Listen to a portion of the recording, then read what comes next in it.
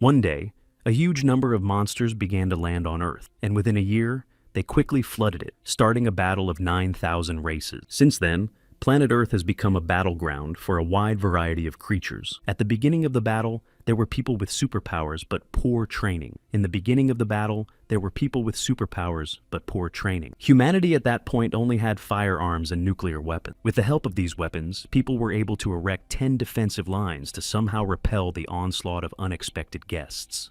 But in 10 years of battles, 2 of these defensive lines fell and the people had to retreat. The deplorable situation of the people after each battle only worsened and the number of casualties became higher and higher. Statistics showed that the number of those who defensively went to the other world after the start of this battle in the Eastern Alliance alone exceeded 1 million. As time went on, there were fewer weapons, but the number of people with superpowers increased, so all the states turned to their people requesting support on the battlefield. In order to reclaim their lands and ensure a peaceful existence for the planet, mankind had to constantly increase the size of the army, so that more fighters could join the battle, and foreigners 10 years from the beginning of the battle, the largest conscription for service was announced. At one gathering, people were honoring the heroes of this battle. One of them was Chen Guohai, a wielder of electric ability who was defeated by the Rotten Colossus. There were still many such fallen heroes such as Su Lei, who was only 22 years old and possessed a level 3 fire ability. The man who spoke at the meeting pointed to the list behind him and said that all of them had gone to the other world in just 1 month. It was a veteran mayor, and he said all these people were their friends, comrades, and family members. He said all these men were heroes of the state of China, where the 9th line of defense fell a few months ago. The people listening to him wiped away tears, and he told them that if the creatures continued in the same vein, they would reach their town and they would have nothing left. He also said that the Eastern Alliance wants to recruit 1 million people with superpowers to fight back against all races. The mayor who held the meeting asked what the younger generation of Yecheng City would do. All the men present began to shout that they would stand up in defense of their families and their homeland. And throughout the hall, among all those present, the call for everyone to join the army began to spread. People began to approach those who were signing up volunteers with the desire to sign up to send their enemies to the other side with their own hand. Young men crowded around and shouted that they needed to deal with the aliens and split them apart. Shaking their documents in the air, they took turns approaching the enlistment table, shouting that they too wanted to go to the front line. The man sitting at the table stamped their documents and announced the lists of those called up, and then invited the next. Next, a young man came to the table, and the man took his documents and read that his name was Nan Ziying, and he was 20 years old. He read that he was born in Yecheng City, and his superpowers had not yet awakened. Then he asked if he wanted to join the army and go to the front lines. He was a student at the University of Technology, and the man clarified that he was a student and asked if he wanted to go to the front lines. Nan Ziying replied that he did not. Not expecting the young man's answer to be negative, the man looked at him in surprise, and Nan Ziying modestly lowered his head and said that he wanted to become a rear soldier. When people in the crowd heard this, they started asking each other why he didn't want to go to the front line. They said that only children, women, and old people belonged in the rear, and called Nan Ziying a coward, and the students who studied with him at the faculty were a disgrace. The man enlisting said he's a tough young man and needs them now, and asked if he'd forgotten what the critters do on a daily basis. Nan Ziying replied that he had never forgotten about it, but that was his choice. One of his acquaintances asked where that Nan Ziying was, who was willing to single-handedly save his classmates from the mutant beasts.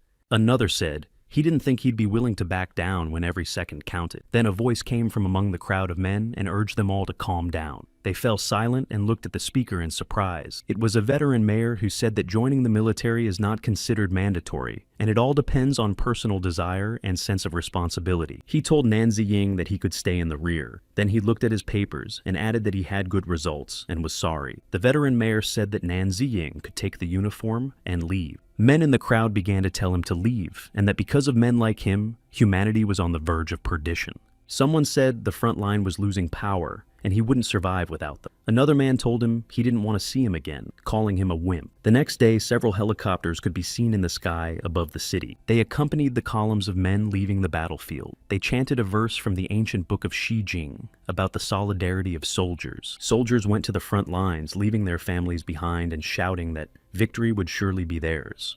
All seeing them off, family and friends shouted after them that the defense of the fatherland is above all. A man was standing behind all the people, hiding around the corner, watching what was going on. Suddenly his cell phone rang in his pocket. This person was Nan Ziying. He took out his phone from his pocket and stared at the screen, where there was a selection of breaking news. People in the chat room were angrily discussing that it was wrong that he decided not to go to the front lines, because if the defenses weakened, Ye Cheng would be one of the first to suffer. He read that they called him a coward, and heroes who go to the other side of the front lines don't deserve to be his country. He thought they were right, and the men on the front lines were heroes. But this battle is like a battle of moths rushing to the flames. Nan Ziyang believed that people who were amassing a multi-million-dollar army had so far underestimated the power of extraterrestrial races. He recalled his past life, in which he too joined the army early and went to the front line. Being among the military commanders, Nan Ziying became an accomplished strategist. He has devoted his life to the study of 5 talents, and if you develop them to the right level and form an army around him, it is possible to turn the tide of battle. But something happened that Nan Ziying couldn't expect. Humanity fell before he could develop these talents. And then, fighting the strongest creature among 1,000 races, he went to the other world. He couldn't believe it after all, and wished he had been able to pump his talents a little sooner as it happened, because if he did, he could protect all of humanity. Nan Ziying, sitting on the bench, remembered that he had been reborn. Perhaps it was his obsession that was to blame, or perhaps it was his destiny. His talent tree was reborn with him intact. These were talents such as taming elemental beasts, Asura formations, and undead. Swiping these talents required a large amount of source stones and time, but when he reaches the maximum level, even if all 10 lines of defense fall and he is left alone, he will be able to resist all the creatures. He realized that if he went out into the battlefield now, he wouldn't be able to kill the right number of aliens. He would only be risking his life for nothing. In order to get as many source stones as possible, he decided to go to a testing ground where there are many aliens to pump talents. And after a short while, Nan Ziying was already near the Yecheng city base testing ground to quickly obtain more source stone. People on the range unloading the car discussed that they did not think that this range, once created for training, could still be useful to them. Rolling up large containers for unloading bags, they reasoned that there were no children here anymore, and no one comes here to train. This is where they disposed of the creatures to turn them into rations for the fighters, and they thought they were making a big contribution to the country. The women discussed the importance of helping those on the front lines, but those mutated critters in their sacks were so tough, they could hardly be cut up. A girl named Xiao Liu, holding a crutch in her hand, was very sorry that she couldn't help. Nan Ziying came up to them and said hello, saying that he had come to the testing ground. The people present turned around and looked at him in surprise. He suggested they could use the extra hands and offered his help. Xiao Liu was very happy to see him and said that he had come very conveniently. She offered to go and change his clothes first. Nan Ziying thanked her for that. The women left behind, looking after them, began to argue why a young man should come to the firing range at such a time. And then the woman called Auntie Wang remembered who he was. She took out her phone and showed the other woman the phone, with the news saying it was Nan Ziying, who refused to go to the front line. She looked agreed that it was him, but it was unclear why he refused to go to the front line and suddenly came to the range. Auntie Wang replied that perhaps he had awakened his conscience and started to move. The woman said she was still short-handed and needed all the help she could get. When Nan Ziying changed his clothes, Xiao Liu gave him a weapon and told him that it was used to deal with mutant beasts and he should be careful. Nan Ziying, looking at the weapon, said that he understood everything and thanked Xiao Liu. He then headed for the exit, readying this weapon for the job. Watching him walk away, Xiao Liu thought that they would finally make at least a little bit of progress. Blushing, she thought he was a little wordy, but very handsome. Auntie Wang told her to stop worrying because it was the same Nan Ziying who refused to go to the front lines. She was surprised to hear that. And while he was already crossing the threshold of the room he needed, the women reasoned that if he was a coward, why should he deal with mutants? Auntie Wang was sure that this young man was about to roar and run away. Nan Ziying entered the room, and the system alerted him to confirm the start of the Level A trial. He confirmed the start of the test. He stood in the center of this room, and the system alerted him that the Level A test had begun, and that he needed to get ready. The bars began to rise. He remembered the words that the long night was coming, and mankind had no turning back. Was he ready to become the shadow that would remain in the night? Monsters began to burst out of the cells, and he kept thinking that he was ready to become the shadow that would remain in the night for the future of the entire race. Already surrounded by monsters, he asked himself if he was ready to save everyone, even if they hated him. Closing his eyes, Nan Ziying prepared himself and exhaled tensely. Then he opened his eyes with full determination and said he was ready. Nan Ziying stood surrounded by various kinds of monsters and decided that he should start by taming the beasts. He started fighting monsters, reasoning that most animals mutated and evolved after invading Earth due to spiritual energy. He recalled how in his past life on the front lines, they had faced not only foreigners, but beasts as well. For example, the tadpole bird he was fighting now had muscle memory. The weak point of this bird was the back of its head, which was where Nan Ziying struck his decisive blow. Nan Ziying activated his attribute mining mechanism, with which coping with a single-tail bird could obtain a single source stone. The mechanism turned on and gave the information on the talent tree and reported the number of tamed beasts. So, he added one mutant beast to the bank. He looked at the small scratch that the monster had left on him and thought that he could withstand such a wound. And deciding that if he could avoid serious injuries, he could deal with all the beasts in a short time, he rushed back into battle. The mutant monsters surrounding Nan Ziying started attacking him again. So far, he had successfully repelled the attacks of the head birds with his weapons. They were attacking him from the air as well, and Nan Ziying decided that he should deal with the flying animals first. He quickly ran among them with a few swings of his weapon to deal with the monsters. The system gave out information on the talent tree. This time, the tame beasts were already 5. Nan Ziying stood among the mutant beasts he had defeated and thought that there was still an effect from his action. And then he saw, among the other monsters, the strongest king of the warbler birds approaching him. He realized that given his current physical training, that he would have to sweat with this monster. The attacks of the king of the warbler birds were so strong that they knocked the enemy off their feet. After another monster attack, Nan Ziying realized that it was time to act. He turned around and gave the king of the bird-headed men a powerful blow with his weapon. But when he saw that the monster was all right, he decided that it would be stronger than the one he had met in his previous life. He gathered all his strength again and prepared his weapons for battle and turned to face the monster. And deciding that I should try to hit him again, I attacked again. The two women were watching when the signal that dinner was about to begin sounded. Xiao Liu came up to them and asked why they weren't going to lunch. Auntie Wang replied that they didn't have time for lunch and wondered how long the show would last. Aunt Li thought that Nan Ziying would soon escape because their city was on the 5th line of defense, which was almost the same as the front line. Auntie Wang added that he was about to take advantage of the fuss and run away, and if he dares to do that, then they will capture him. Xiao Liu surprisingly said that he had chosen a level A trial, which was equivalent to an advanced trial in terms of difficulty. Just then, the women heard the system alert that contestant Nan Ziying had completed the first floor of the A-level trials. They were surprised that someone could complete the ordeal so quickly. Auntie Fang said that it was likely that he had realized that it was hard and just retreated. They were about to go there to pick him up, but on the way Auntie Wang stumbled upon something. She fell to the floor, and when she raised her head, she was surprised to see that Nan Ziying was standing in front of them. His clothes were all tattered with scratches on his body, and the system reported that he had sent monsters to the other world 2,000 times. And this is a new record. The women asked what his appearance was, and then realized that he had managed to pass the A-level test. Nan Ziying only replied to the women that he had passed this test, and said that they could do whatever they needed to do with the lifeless bodies. He went away, and Xiao Liu told the others that they could get down to business. The women opened the door of the room, where Nan Ziying came out and saw a mountain of lifeless monster bodies, and were amazed that there were so many of them. Meanwhile, Nan Ziying turned on the water in the shower and thought about the fact that he had pumped normally and he had received the information on the talent tree. After receiving the information that he was at the 2nd level, he decided that to reach the 3rd level of Beast Tamer, he needed to train above the 1st floor. A battle bulletin came in that the army was about to begin an offensive. He realized that many people with superpowers had already arrived at the front lines. He knew that in his past life, they had gone to the other world almost immediately, and now the situation on the front lines would escalate, and there would be more casualties. He closed the faucet thinking that in order to change anything, he would have to compete with time itself. He decided that he should go to the 2nd floor right now. The women were doing their job, and they were thinking that they didn't think this kid would pass the test, but they thought he would take a long time to recover. Auntie Li said that he had done his best because it was an A-level test that few people had been able to pass before.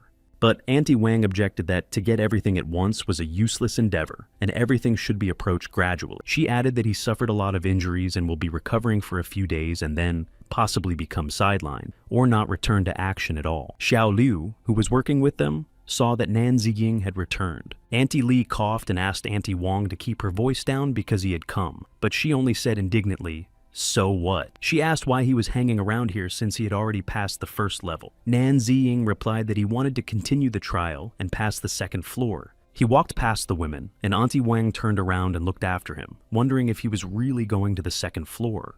She asked why he wanted to go to the second floor with those injuries, and who he wanted to prove something to. Xiao Liu told him that the beasts on the second floor were even stronger and scarier, and asked him to wait a bit while they looked for volunteers to help him. But he didn't listen to them and went on, but thanked them and said he was used to doing things alone. Auntie Wang shouted at him that if he could do it all alone, then why was he in the rear, and asked who he was showing off for. And Xiao Liu thought that it was strange because people like him were not afraid to go to the other world and did not hide from problems. Nan Ziying walked to another room, and the system alerted that he had launched the second floor of the A-level trial. Huge bull triggers began to approach him. He thought that the second floor was very different from the first floor. The atmosphere here was even more tense. Having prepared his weapons for battle, he entered the fray with a large number of huge bull tigers. One of the monsters sprang towards him at great speed and managed to push him in the back with its horn. This blow was strong, and Nan Ziying flew away for some distance and fell to the floor. After this powerful blow and fall, he was barely able to get to his feet, and he thought that he had no physical advantage over these mutants, and his injuries only made it worse. In that case, a direct attack wouldn't work, and the ferocious bull tigers looked at their opponent letting steam out of their nostrils. Seeing that they were not attacking but waiting, Nan Ziying realized that these things were provoking. But he said he wasn't the type to attack without proper preparation, and his body was enveloped in red flames. Seeing this, several monsters rushed to attack the enemy, but Nan Ziying managed to dodge and prepared for an attack from behind the monsters. He jumped on one of the bull tigers and plunged his weapon into its back, defeating the monster. The other monsters seeing this stopped their attack, looking at their opponent. Nan Ziying, realizing that second-level mutant beasts could be tamed, then he must do so to finish the floor, and applied his superpowers. He decided to try out one of the 5 talents of beast taming on them. He ordered this ability to awaken, and all the monsters were enveloped in red flames they couldn't move. An energy circle formed around Nan Ziying, and the monsters from the pressure emanating from him fell to the floor with a clatter. He looked at the monsters lying on the floor who couldn't even move, and thought that this should calm them down. And so, after finishing this level, he decided that it was time for him to pump up, and in one move, finished the 3rd level. 3 days later, the monster bodies were still being worked on at the Yecheng City test site. It was hard, and the women asked for help. While Auntie Li asked the men to take the numerous bodies out somewhere, Nan Ziying tiredly sat near the wall with his head down and thought, in 3 days, he had killed over 10,000 beasts, and was much more productive than when he was in the rear, and he can go into the wasteland now. Basically, even a person with the 5th level of beast taming could go there alone, and he had already reached the 6th level. Now, due to the threat of people with superpowers and firearms, the beasts were already ready to storm Yecheng City, and taming these beasts was a key part of Nan Ziying's plan to fight all creatures. A man approached him and asked if they would have to work overtime again today since they still had to get things ready for the front line. Nan Ziying replied that they shouldn't stay since he was going to leave early today. Auntie Wang, who heard this conversation, told the man that he had had enough for a couple days and now he would become a slacker. The other man told her that although Nan Ziying had decided to stay in the rear, but with him, their work had advanced, and he thought that this kid was very good. Auntie Wang replied that she wasn't talking to him and asked him to stay away from her and say this nonsense to others. He told her that she was talking nonsense and that she was watching Nan Ziying all day long, but she was not doing anything. This conversation was heard by Nan Ziying, who was leaving them. He was stopped by Xiao Liu and blushed and said that his progress in passing the tests was surprising. He shouldn't listen to anyone and should rest. He thanked her, but said he had some other things to do.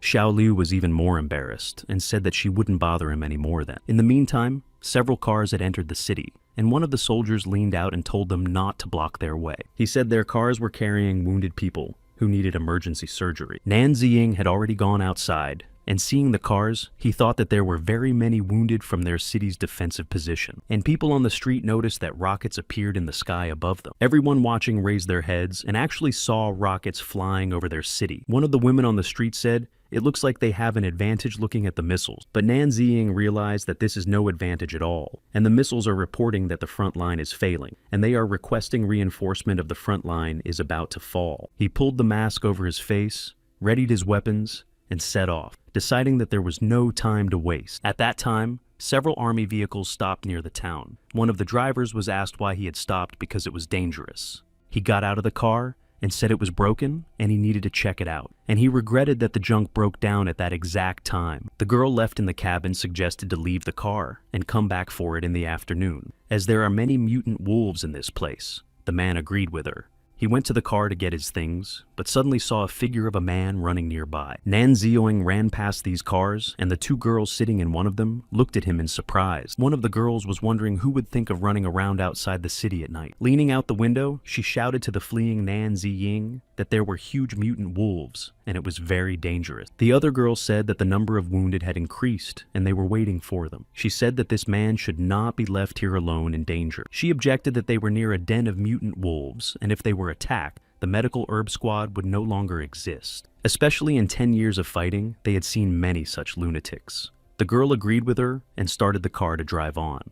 But no sooner had they moved than they heard a voice asking for help. One of the girls looked out the window and realized it was their partner who had come out to get their stuff. The mirror showed that he could no longer be helped, as a huge mutant wolf was approaching. The second girl grabbed her gun and yelled for her to start the car because there are wolves here. Meanwhile, a wolf had already approached their car and was trying to break the windshield to get inside. Pointing her weapon at the huge monster, one of the girls shouted to the other to accelerate faster. Then taking aim at the wolf and shouting fire, she shot it. Hearing the gunshots that rang out nearby, Nan Ziying turned around and realized that something had happened to the herb gathering squad. Looking around, he saw many glowing eyes watching him and realized that the mutant wolves had ambushed him here. He decided it would be good for him as it would save him some energy. The wolves surrounded him, and as the concentration of spiritual energy increased, these beasts became more and more intelligent. Meanwhile, the girls continued to shoot back at the huge wolf through their car window. The shooting girl asked her partner Xiao Nan to be more careful. She said it was fine.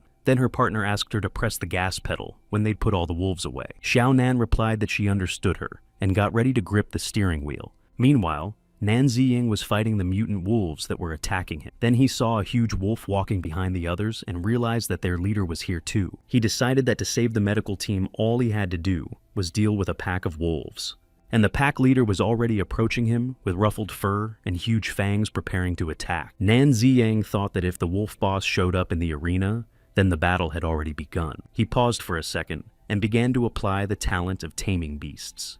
A powerful energy wave formed around him and hit the wolves surrounding him, causing them to freeze in place. After that, a wave of energy began to lift the monsters into the air, while Nan Ziying stood and watched. The only one of the wolves who could stay on the ground was their leader, who continued to crouch ready to attack. Yet numerous wolves that had been lifted into the air by the energy wave began to fall to the ground, and Nan Ziying was already being approached by the pack leader, and several wolves were walking beside him. Nan Ziying, shrouded in the blue glow of the taming talent, thought that, as the saying goes, if you shoot a rider, you should shoot his horse first. All the wolves that had landed in time lifted their muzzles and looked up. Nan Ziying activated his strength and rose above them in a huge energy wave. Then he jumped off of it and the wave covered all the wolves that were underneath it. Looking down at the wolf leader from above, Nan Ziying thought that if he could tame him first, it would be much easier from here on. And he used his powers to shout for the Steel Wolf King to obey him. He approached the pack leader and hit him with a powerful wave of energy. The pack leader was tamed, and the rest of the mutant wolves began to retreat. The girl, who was still shooting away from the wolves at this time,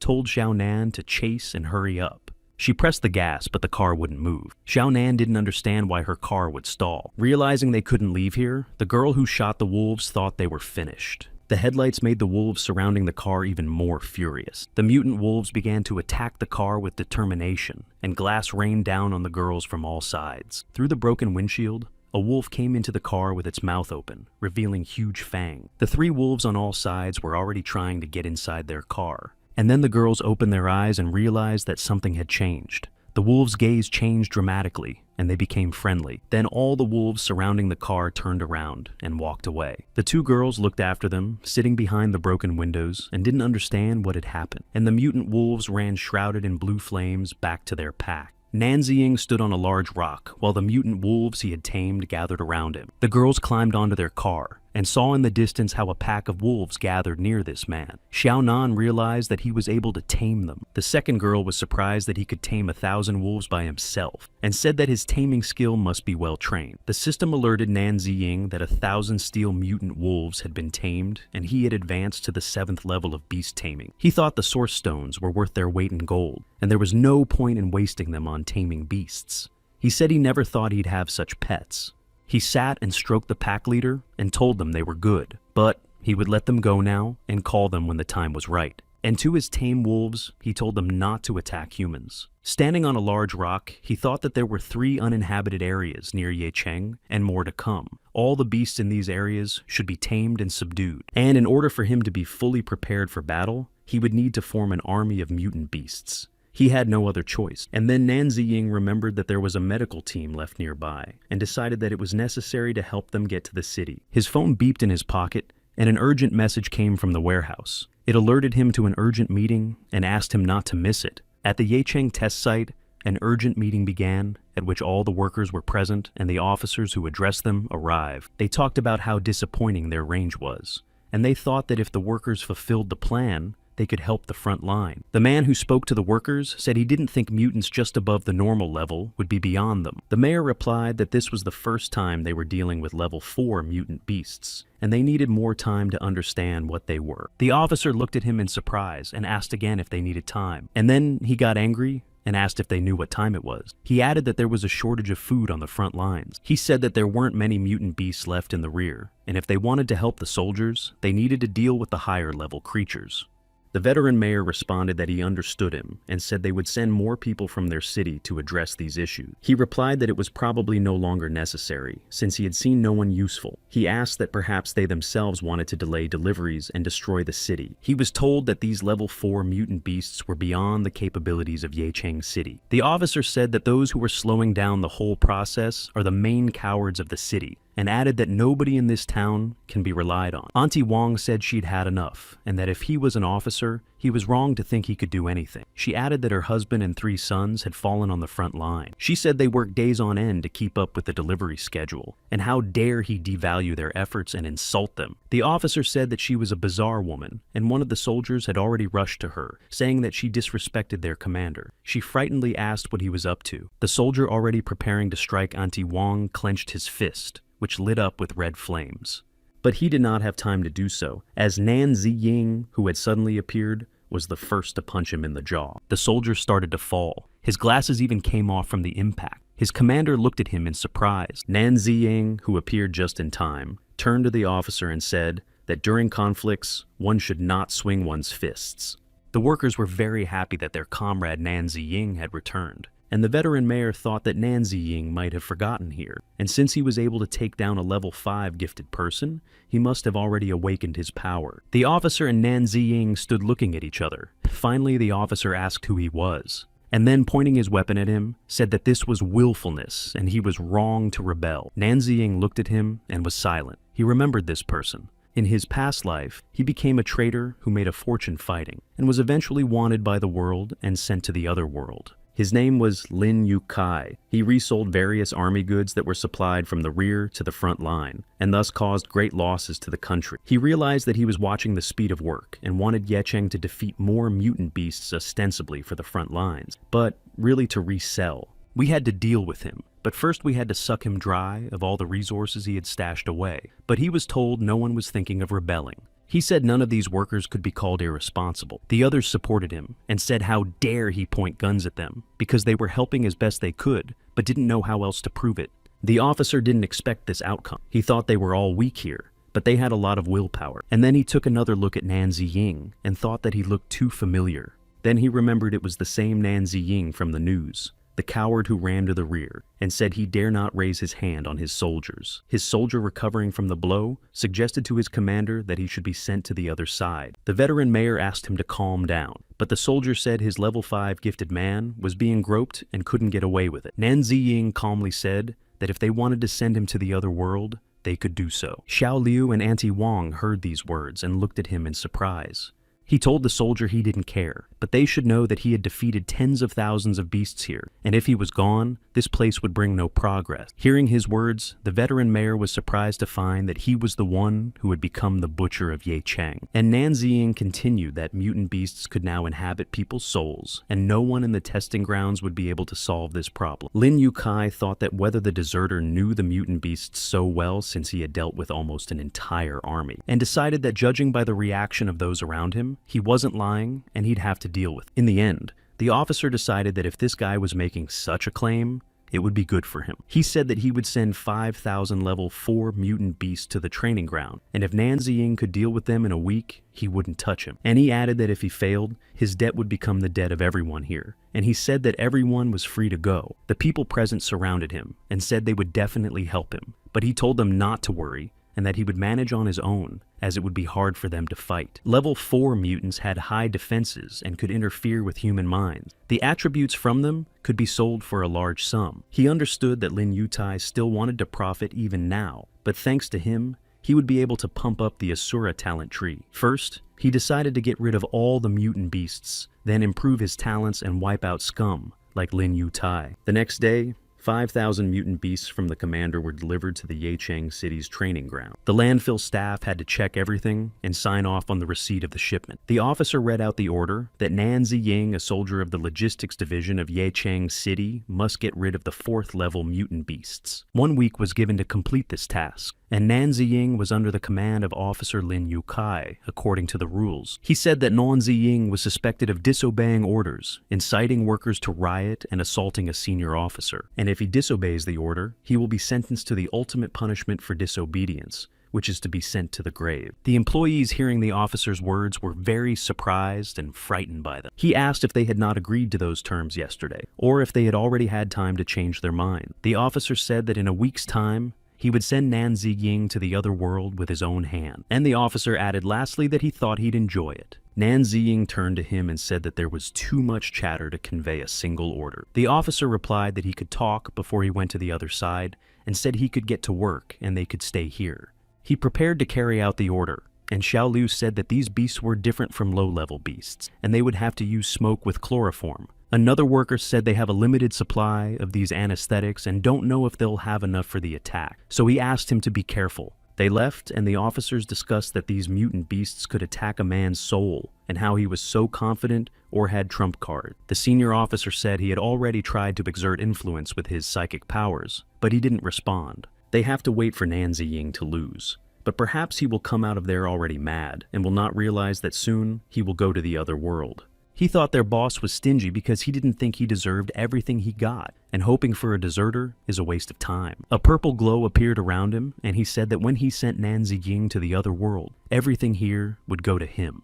He told the subordinate that his superior had sent him to monitor the situation and then report back to him. He replied that he would report everything that happened here. Meanwhile, Nan Ziying was in the midst of the monsters and thought that there was a reason why they were categorized as level 4, because he felt that they were pressing him mentally. At one point, a huge skull appeared in front of him, and he thought it was not bad. It turns out they can cause very vivid illusion. Just then, that skull turned into a huge monster that started attacking Nan Ziying. He dodged it, but another monster appeared ready to attack, but he managed to hit it with his weapon. Fighting the monster, he repeated to himself not to forget that it was only an illusion. After defeating one of the monsters, he said that the sooner they stopped messing with his mind, the sooner they would become targets for him, and that it would need evil energy to pump up the talent tree so they better show all they can do. Something stirred behind him, and he turned around, thinking it was better. Behind him was a monster, suggesting to him that he was too tense and needed to let things go. He said that people should learn to relax and take things easy. Nan Ziying thought about these words. The monster said to think about what it all cost, and remember all those who went to the other world. And Nan Ziying began to remember his father. He kept insinuating that he couldn't take revenge on all these races. He could not protect all humans, and humanity had no chance of salvation. At this, Nan Ziying focused and said that it was time for him to shut up already. Having activated the power of talent, he said that he would avenge everyone at any cost, and the fate of people depends only on themselves. But the voice kept talking about how he could deal with all this bad energy, and if he didn't want to become possessed, he had to surrender.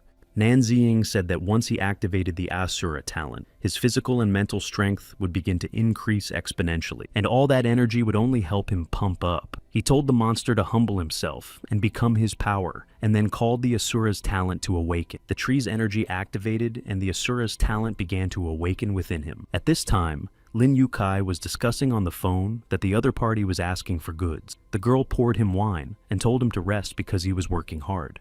And he thought about the fact that the demand for goods was increasing, so he needed to make money out of it while he could, or the mutant beasts would be wasted. He also thought his subordinates had too big an appetite, and he was also wary of undercover investigations. He thought he'd had enough of all this and finished the wine from his glass. Lin Yutai kept thinking about where to find a place where he could safely work with high-level mutants. And then his phone rang. He picked up the phone and was told it was about the test site to which he had assigned a mission. Before he finished, he said that this bunch of losers couldn't do anything properly. He asked if their chief Nan Ziying had gone to the afterlife. He was told that it had only been 4 days, and they were already almost done with the mutants that exceeded the capabilities of Yecheng City. He was very surprised by this. And the tube once again confirmed that the mission was completely completed, and all the level 4 mutant beasts had been sent to the other world by one person, Nan Ziying. Lin Yukai asked how that guy Nan Ziying was doing, and if he was still there. He was told that he looked tired, but it was nothing serious, and he was conscious. He ordered the soldier to keep an eye on him, and if he did anything strange, do whatever was necessary. The officer at the time thought the little one had really done well. The officer thought about how this guy didn't have spiritual-type superpowers and didn't understand how he did all this. And Nan Ziying watched the system alert and thought that he had become stronger, both physically and spiritually. He had already learned the first skill of the Asura talent. While he was resting, he thought about the fact that being able to penetrate deep into the wasteland and fight high-level mutants there would obviously speed up the whole process. Auntie Wang said that little Nan had raised their reputation, or else Yecheng would still be looked down upon by some people. She said they couldn't handle it on their own, so they were using them and being very arrogant about it. The officer who heard all this was getting angry. Nan Ziying thought that he had almost forgotten about these people. Someone would be very unhappy that he had accomplished this mission. The officer turned away and thought that these people who robbed him of his money still dared to scold him. He decided to check Nan Ziying again, because there was something wrong with him. But he was stopped by a soldier who said that as long as he was doing boss missions, he was untouchable and needed to follow the rules. He added that even if he was really suspicious, they still couldn't do anything until the boss wanted them to. But the officer said no bullshit and he'd figure it out for himself, and then he'd personally report it to the boss. And the officer began to use his superpowers against Nan Ziying, who was still recovering. But he realized it was his doing, because he had spiritual powers, and he thought his attempt to attack his mind was a big mistake. And deciding that this was the perfect opportunity to try out his skills without getting up from his seat, he began to activate his abilities. The officer found himself in an empty and dark space, thought that he had to penetrate Nan Ziying's mind, and didn't understand what was happening to him. He thought that after penetrating his mind, he should have seen the young man's true thoughts, but for some reason, he saw nothing but darkness.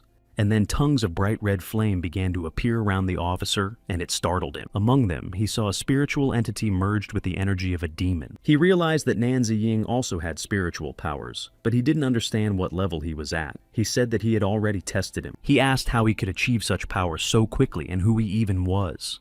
Nan Ziying replied that it didn't matter who he was, and asked the officer if he was the one trying to get into his mind. He used demonic energy against him, and the officer screamed that it was very strong, and it was an incredible level, and started begging for mercy. But he replied that it was time to teach him a lesson, and applied more of that energy in front of everyone present. The result of this exposure was that the officer went crazy. He began to say that he was in charge and everything belonged to him, including all the money. The soldier looked at him with astonishment, and the officer ran around repeating that Lin Yukai was a jerk, and he was the real boss here. The women wondered what could have happened to him, and reasoned that it was hard to be a boss. Auntie Wang hoped it wasn't because of her word, and the officer kept running around saying that anyone who touched his money would go to the afterlife. The soldier realized that he had been exposed to the remaining spiritual energy gone mad, and figured if he kept it up, it would hurt their boss's reputation. And he swung around and hit the officer with all his might, so that he went down. The range workers looked on in amazement and horror at what had happened to the officer, and the soldier apologized to them for the inconvenience, explaining that he could have caused them harm,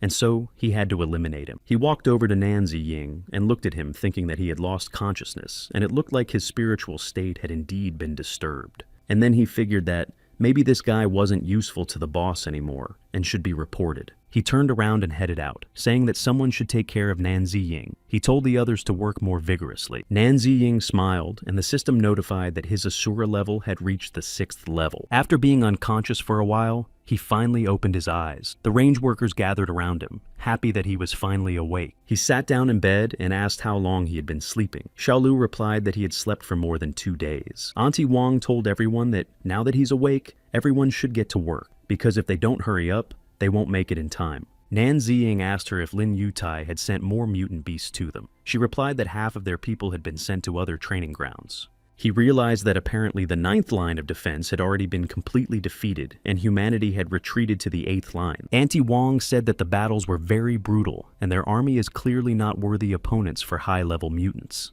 She said that a nearly level 7 Thunder Strongman had lost an arm in battle but was still alive, and regretfully added that the fire giant with level 6 had fallen for his homeland, becoming another heroic sacrifice. Nan Ziying thought about the fact that he knew that these heroes would fall but didn't think it would be so soon. It happened much faster than in his previous life. And about the clash of officers, Auntie Wang said that it was decided that one of them had been influenced by monsters, and it was not the fault of the range. She continued saying that it wasn't that important compared to what she was going to tell him. Nan Ziying asked Auntie Wang in surprise what else could have happened. She called out to Xiao Liu, and together with her, several other workers came in, ready to tell him the news. Xiao Liu said that all the workers unanimously elected him as the head of the firing range in the Yecheng branch of the court tower. She showed the document of his appointment, which greatly surprised Nan Ziying. Auntie Wang said that here he was getting universal recognition and that she had scolded him a lot, but now he would have to put up with her. And she added that he was no longer Little Nan, but Boss Nan. And one of the workers called him Boss and suggested that they work well together. Xiao Liu told him that the leadership tasks had become more difficult. There are fewer workers at their firing range, but they have to produce more ammunition than before. Workers without sleep and food and water wouldn't last long, and she was worried about how many might be left in a month, so she anxiously asked her new boss what they should do. Nan Ziying realized that the only one who could put in more effort was him. All of his talents together would be quite capable of doubling his efficiency, and after they exhausted all the resources with his new position, dealing with Lin Yudian would be much easier. Xiao Liu, thinking that he couldn't help, turned around and walked towards the exit and said that it was an impossible task for them. He replied that he had already found a solution. She turned around and looked questioningly at Nan Ziying, along with the other 2 workers. He started to get out of bed, but Xiao Liu said that even though they needed to work harder, his body hadn't fully recovered yet. He won't be able to do it like before. But he stood up anyway and asked them not to worry about his health and said he had the power to solve their problem. The workers said they had faith in the new boss. They enthusiastically shouted that they should start working, but at that moment, behind them in the corridor, Nan Ziying saw a figure flashing past. He thought that such speed couldn't be that of an ordinary worker. Nan Ziying immediately jumped out into the corridor thinking who it could be, but he didn't see anyone there.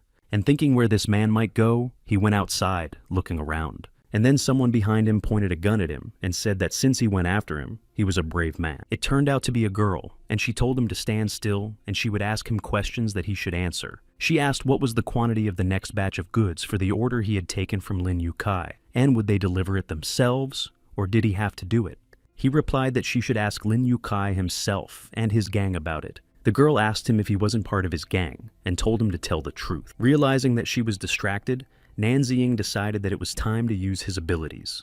He began to use the Asura talent, and the girl standing behind him clearly wasn't expecting it. Trying to stop him, she shot Nan Ziying with her weapon. The bullet hit him in the arm, but did no damage, and he asked the girl who told her he was his accomplice and who she thought he was. But she only asked if that wasn't the case then. Why was he helping Lin Yukai? He replied that he wasn't helping him at all, but was just doing the task he had been assigned in Yecheng. He added that even if he was a traitor, he was still an officer and their superior, and had no choice. The girl said he knew a lot about his dirty deeds. She said that in that case, they could team up and deal with Lin Yutai together. She introduced herself as Zhang Yuan from the intelligence squad. Nan Ziying pondered her words for a while, and then said that he was refusing. She thought that with those words, he had decided to be at one with him, and asked him about it. But he answered her that it wasn't true, and he would deal with Lin Yukai, but not now, and not with her. And he added that she didn't even think about the consequences. The girl asked what he meant by that. He explained that if she wanted to get rid of Lin Yukai, she had two options. It's either an assassination attempt or denouncing him. But how can she be sure that if she sends him to the other side, she won't be ratted out? Or, if the assassination attempt failed, what would happen to her next? What he said made Zhang Yuan think for a moment. He also said that if they tried to expose him now, the investigation would obviously be delayed because of the battles. And if rumors spread, it's obviously seen as internal disunity, thus starting a chain reaction that will lead to chaos in the rear. She clearly hadn't thought about it before, and even a little embarrassed asked what they should do now. He told her he'd take care of it himself, and his answer surprised the girl. She told him to slow down because she knew he was just a deserter, and asked what he could do if even she couldn't handle it. He began to activate his abilities and asked if she would risk a fight with him and what her chances of defeating him were now. Seeing his abilities, she thought he was right and his reaction was too aggressive. And then Zhang Yuan guessed that he had superpowers that he was constantly enhancing. Stopping the demonstration of his powers, he said, "They've said all they can and should say to each other, and he's sure she understands the situation." And Nan Ziying added that he would deal with Lin Yuqian on his own. She said that if he asked for it, she'd give it to him. But he should know that he has no right to make a mistake. That was their deal, and he promised to keep his word. But he said that when he was done with him, he'd need help getting new mutant beasts. Zhang Yuan asked why he needed more, since with his current strength, he definitely couldn't be called a weakling even on the actual battlefield. She said he's always pumping up his powers, but he's hiding, and asked if he was going to hurt people and whose side he was really on. He replied that she needn't worry, and he was on the side of the humans, and if they were going to exercise all the mutant beasts, he wasn't strong enough yet. He turned around and said goodbye, and that was the end of it. Looking at him, Zhang Yuan thought that he was suspicious, but his eyes showed that he was not lying, so she decided to trust him. A couple of days after this conversation, the employees of the training ground were discussing that Mr. Nan had once again performed the mission brilliantly. They hoped he would continue to do so. Xiao Liu discussed with Auntie Wang that last time the mutants were level 4, and now they were level 5, and it was getting more and more difficult each time. Xiao Liu told Nan Ziying that when he defeated the 4th level monsters, he was covered in wounds. He replied that it was fine, and he could handle it. Present at the training ground at this time, Lin Yutai was glad that Chief Nan was really cool. He thought this guy was smart enough not to charge for it, and the thugs in the recon squad have been quiet lately. Plus, he was happy that the fighting was going badly, and the orders for supplies had multiplied, which meant he'd be even richer. Placing a hand on Nan Ziying's shoulder, he told him to keep working, and if he needed anything, he could just ask. And Nan Ziying commanded all the workers to go to their places and get to work. Work continued at the firing range. The batches of mutant beasts were distributed to the floors. Level 5 mutant beasts were sent to the 2nd floor. Lin Yukai said that the working atmosphere at the training ground gave him confidence, and saying that he would not interfere because Nan Ziying was busy, he said goodbye. He headed towards the exit, and Nan Ziying thought that all the riches he was hiding were just food for his strength. And having already entered the room where the next batch of mutants was waiting for him, he activated the weapon of evil. His entire body began to glow with a bright red light. Meanwhile, he was already surrounded by huge mutant beasts. Nan Ziying rushed forward with his weapon at the ready to attack the huge monsters with burning eyes. As he defeated the mutant beasts, the system notified him of the increase in the Asura's current level and the number of monsters defeated. Meanwhile, the 8th line of defense fell after 4 hours of fierce battle. 50,000 people with superpowers went to the other side, and Nan Ziying had already mastered the Fury weapon and Asura Berserk, which he had successfully used against top-level mutant beasts. Later, the 8th line of defense of the Northern Glacier cracked as well. 10 extraterrestrial races broke through, and 60 warships fell in battle. Meanwhile, Nan Ziying had learned how to use the Dragon Weapon and Asura Dragon Slayer. On March 24th, the 8th defense line of the Southern Glacier was attacked by a race of mutant steel wolves. By then, Nan Ziying had already mastered the Asura Demon Slayer and Devil Weapon. Increasingly filled with the power of the Talent Tree, Nan Ziying strived to defeat every mutant beast. The mutant wolves were already closing in on him when he activated the Ferocious Demon and Recovery Asura. And then he resorted to the maximum level Asura and activated the Hell on Earth mode. It stood engulfed in bright red flames, and even the mutant wolves still didn't dare to get close. They stood at a distance from him, viciously grinning, waiting for the right moment to attack. Nan Ziying told the mutant beasts that it was time to try his power on them. He used his superpowers, and the mutant wolves scattered defeated in different directions. When he saw them defeated, he thought that's how powerful it is at max level. And compared to the previous ones, the difference is unreal. The battle was over, and Nan Ziang activated his normal Asura mode. Standing in the middle of the wasteland, he thought that all the source stones he had earned over the days were now useless. The workers at the training ground were listening to the news that the Eastern Union was once again announcing mobilization. The draft age had been lowered to 16. Nan Ziang thought that they were moving too fast towards defeat, and his alone was not enough. He had to think of something urgently. Auntie Wang was surprised that he finished so quickly. Lin Yukai came up to them and said that his efficiency was as good as ever. He told him he was very pleased, and asked him what he wanted as a reward, such as a new position. Nan Zigang looked at him and said that he wanted his position. Lin Yukai was surprised and asked what he meant. He replied that he wanted to say that it was in Lin Yukai's power to help him chase away the steel wolves from the southern glacier, and that he wanted to defeat them faster. The officer liked Mr. Nan's fervor, and said it was bold and fierce, and he loved it. Then Nan Ziying bowed to him and thanked him, which surprised Lin Yukyu very much, and he thought one wrong move on his part, and he'd send him to the afterlife. After all, as long as people are defeated on the front lines, people like Lin Yutai are sitting in the rear and don't deserve to live. Later, while on the southern glacier, he thought that with the awakening of the superpowers of humans, the process of all races to eliminate them would soon be set in motion. He realized he had to be more careful now. He ordered the mutant wolves he had tamed to bring their kin to him. It was the night of the full moon, and the mutant wolves howled loudly to summon their kin. Their howls were heard, and many red wolf eyes appeared in the neighborhood. The system informed him that he needed to tame 270,000 beasts for the next level. He thought that these requirements had increased significantly. Meanwhile, several army vehicles were approaching the place where he was. The driver informed Lin Yukai that there were about 2,000 mutant wolves detected ahead within the range of the spatial teleportation. He said that was fine, and to teleport them to the nano camera right away, in time to get home and do a few more things. But the one on the street, Lin Yutai heard some noise and didn't understand what it could be. The driver looked out the window to see what was going on and looked around. He saw a huge pack of mutant wolves approaching them and reported it to the boss. Lin Yukai looked out the window and shouted that no one had warned him about this, and said to activate the teleporter that would take him to a safe place.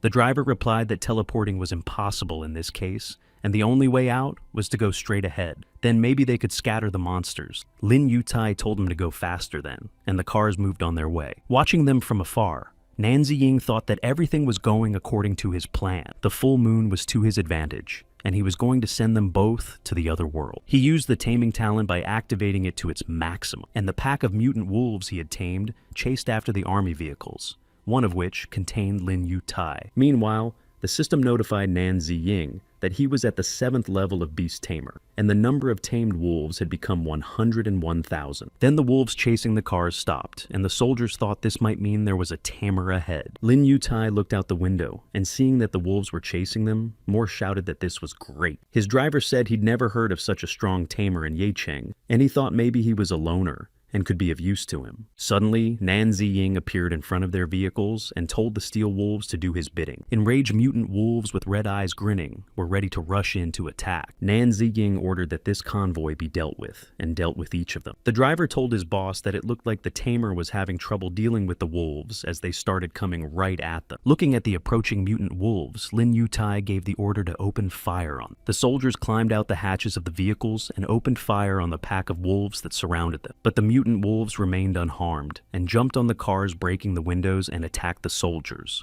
Lin Yutai climbed over to the driver's seat, but he shouted to him that it was dangerous there.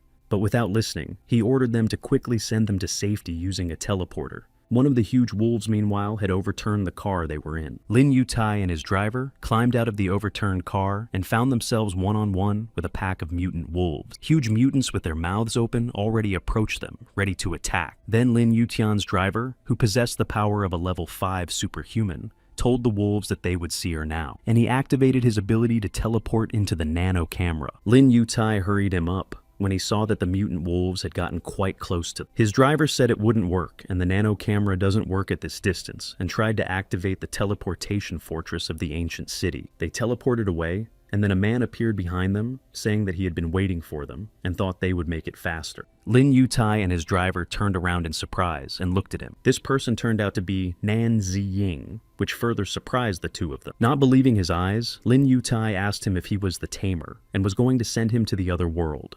Nan Ziying replied to him completely seriously that this was exactly the case. Lin Yutai started shouting that if he even touched him with a finger, his entire family would go to the other world in agony. He replied that it was possible, but he wouldn't give him such a chance. He pushed the driver away and rushed towards Lin Yukai. Nan Ziying grabbed him by the throat, but he asked for help from his driver, whom he called Fang Meng. He began to activate the teleport power, saying it would teleport him back and save him. But Nan Ziying had already started to activate the Dragon Slayer Asura, which transformed into a devastating energy when attacked, pulling Fang Meng away from him with that energy. He still clutched Lin Yukai's throat. He then grabbed Fang Meng's hand and he was unable to teleport without realizing what Nan Ziying's level was.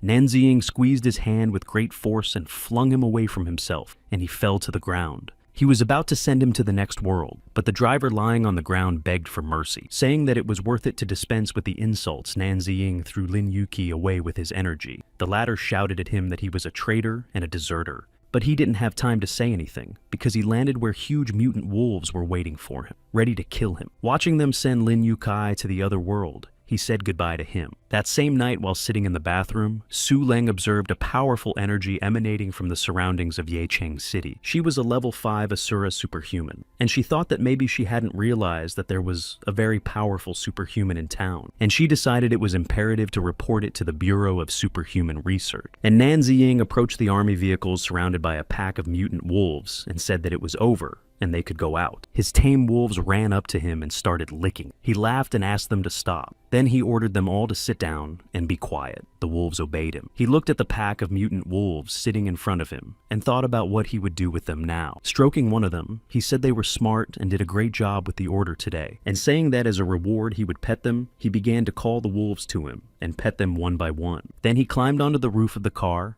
and told his pets that there was a new assignment for them. They needed to find and bring him source stones from the north of the Gobi Desert. The mutant wolves listened to his command, and the entire pack raised their heads and howled at the full moon. The next day, when he was already at the Yecheng training ground, he sat on the steps and decided to eat something. Zhang Yuan came up to him. She said that Lin Yutai and his team had encountered a pack of mutant beasts near the northern wasteland and no one managed to survive, and asked if he had anything to do with it. Nan Ziying replied that he only asked him to deliver a couple of mutant beasts to him. She was surprised to hear that he could control them too. Nan Ziying put his finger to his lips and asked him to keep this talent of his a secret. Then she said she would hand over all the evidence of Lin Yukai's fraud in the morning, and it's likely that his property will be confiscated soon. And since that was the case, Zhang Yuan offered to buy him a drink as a thank you. He replied that he wasn't really in the mood to drink while the country was in crisis, but he said if she wanted to thank him, she could do it another way. She got embarrassed and blushed, asking Nan Ziying what kind of method it was. He wanted to make it Yecheng's largest slaughterhouse. She said that, given the lack of resources on the front lines, it would please the top brass, and agreed. And the very next day, Nan Ziying entered the 4th room of the slaughterhouse. He thought that making this place a slaughterhouse for a bunch of mutant beasts and getting source stones for it was his best idea. Meanwhile, the mutant wolves he had tamed were carrying out their assigned task while fighting other monsters. Nan Ziying thought that at this rate, he would soon have an army of millions of steel wolves, and 2 days later, in the north of the Gobi Desert, he was summoning all the steel wolves he had tamed to protect the desert and save this world. The system gave him a layout of the area, where there were 500,000 individuals of level 5 steel giant wolves in the desert north. And in the Begu Valley, a whole herd of fire yaks was already preparing to attack him. He activated his talent to tame all the 6th level fire yaks. The huge yaks were enveloped by a red light and tamed. Nan Ziying told them that they would guard Baigu Valley and bring him the source stone, and he added that they must not harm people or terrorize cities, and to wait for his orders. Later, while in the canyon gorge, he thought that the remaining million source stones would be enough for another batch of mutants from the gorge. He was surrounded by numerous beasts with red glowing eyes, and he felt that their aura was noticeably different from wolves or yaks. And then a mutant ape approached him ready to attack, and Nan Ziying thought that it had a very strong aura and high speed. Preparing his weapon for battle, he activated the taming talent and struck the monkey. From that blow, she flew off to the side, and he thought, well, they are still at his mercy. Now the rest of the mutant monkeys were watching him, and the beast lying beside him. But then Nan Ziying was distracted by some sound, and he turned around to see what it was. It turned out that the mutant monkey he wanted to tame had risen and was now standing behind him. The monkey let out a loud scream as it opened its huge mouth in preparation for an attack, and he realized that the taming had failed. And after activating his superpowers, he decided they'd have to fight. He used Asura Berserk and pushed the huge ape away with his foot. This blow was very powerful, and the opponent flew away from Nan Ziying and fell down so that rocks flew up. And he used a level 8 Beast Tamer talent, activating it at full power. But there was a loud roar, and other mutant monkeys were rushing toward him, and he realized that the roar was the reason the taming was failing. Leaving the scene of the battle, he realized that trying to kill so many monsters is useless, and he had to deal with their main boss first. And the mutant apes who remained below saw him heading toward the cliff where their leader's roar was coming from. Grabbing a liana, Nan Ziying was leaving one monkey and saw another monkey on his way. He flew past her on a vine, and the monkey that was chasing him crashed into his kin, and Nan Ziying thought they weren't very clever. The monkey tried to grab him by enveloping him with the vines, and he admitted it was a cool maneuver. But saying that, they clearly underestimate their new master, damaged the liana, and walked away from the two mutant monkeys. At last he was near the cave where the roar was coming from. He said it was time to show who's daddy here, but he saw two huge glowing eyes in the depths of the cave. When he saw the beast coming out, he thought its size was enormous, and if it wasn't for his level, he would have been turned into a pancake long ago. When he saw the Monkey King, he thought that he was at least level 9, maybe even higher. The huge Monkey King started to attack, and Nan Ziying, repelling the attack, noticed that he was very fast. The mutant monkey had already opened his huge toothy mouth, but his opponent said that he was wrong to think he was a match for him. And using his superpowers, Nan Ziying struck the huge monster. But the one who remained unharmed reached out to his opponent with a clawed paw and grabbed him. Swinging around, he forcefully threw Nan Ziying down into the canyon gorge. And then the mutant ape king himself jumped down with a thunderous landing. Rising from the ground surrounded by monsters, Nan Ziying decided that there was nothing more to be trifled with, and activated the Asura in Hell on Earth mode. Throwing off the cloak that was in his way, he turned his talent to maximum power. Meanwhile, on the roof of a superpower and paranormal research agency, two girls were observing through a telescope. One of them asked her older sister if she was sure she was imagining things. If she didn't get enough sleep, she wouldn't be able to grow up. Tearing herself away from the telescope, Su Leng said that this was a very strong energy, and there could be no mistake. And from above, they were ordered to keep an eye on Ye Qing for a couple of days. And then she got mad, and said they were the same age and why was she the oldest, and added that if she's short, she doesn't have to build a baby. The second girl snickered and said she should see her two Everests, and let her be thankful she didn't call her auntie. But then Su Leng turned her attention back to the telescope, and told her to get ready to watch the southwest of Yecheng Canyon Gorge. The other girl, whose name was Zhao Care, possessed a level 5 Asura's psychic perception and began to activate it. She saw Nan Ziying activating the Hell on Earth mode and started fighting the mutant ape. He hit the huge monster with such force that it fell to the ground. And Nan Ziying, realizing that he was able to defeat him, began to laugh evilly. Seeing all this with psychic abilities, weakened and staggered, almost falling. Su Lan, frightened, asked her to wake up, and then asked what she saw. She replied that what she saw was a demonic Azura, and it was very scary. Meanwhile, Nan Ziying stopped to ask the mutant ape king what he apparently didn't like about his action, and he went on to tell him to get up and fight, but warned him that there would be no mercy. Seeing that the monster could not get up, he told him to get up once again, because it is better to go to the grave in battle than so shameful. And then he offered a mutant ape to come to his side and fight alongside him against the other races. The monster seemed to ponder for a moment, and then extended a paw clenched into a fist to Nan Ziying. Saying he was an obedient boy, he slammed his fist into the mutant's paw, and so they agreed. After this battle was over, Nan Ziying put the Asura into normal mode. He stood in front of a huge number of giant monkeys and told them to listen to him. Nan Ziying said that from now on, they would only obey the Monkey King and would be in the canyon gorge to mine the source stones. He warned them that the people in cities could not be touched and to wait for his orders. The next day, she told Kair that she'd felt another energy flow last night, but maybe she imagined it. She answered her that unfortunately she could only use her ability once every 24 hours and only for 3 seconds. Su Leng replied that she just meant that it was just her thoughts. She wondered if the two energies could come from the same person.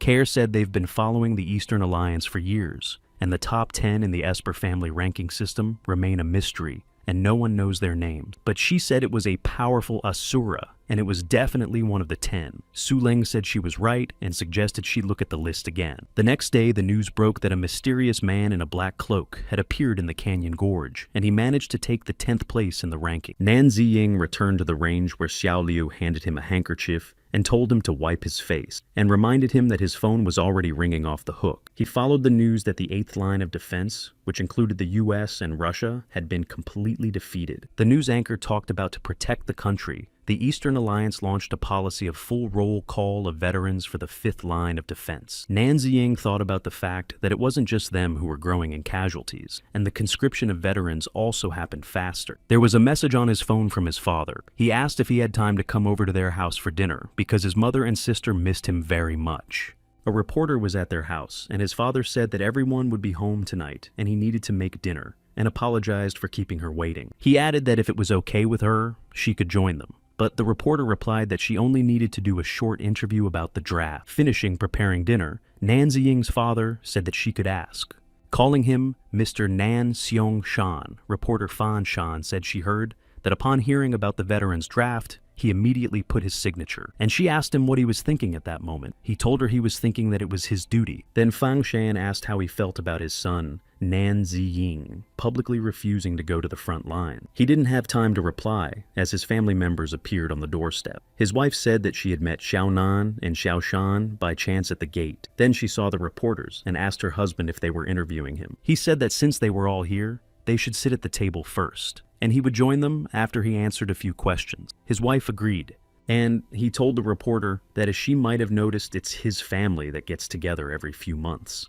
He introduced his family. His wife's name was Qing Shui-mei, and she was a volunteer at the factory. His daughter, whose name was Nan Jishan, worked as a medical expert. And like he said, his son didn't go to the front lines because he worked hard at the range to make sure there were always the right resources there, and he's a great kid.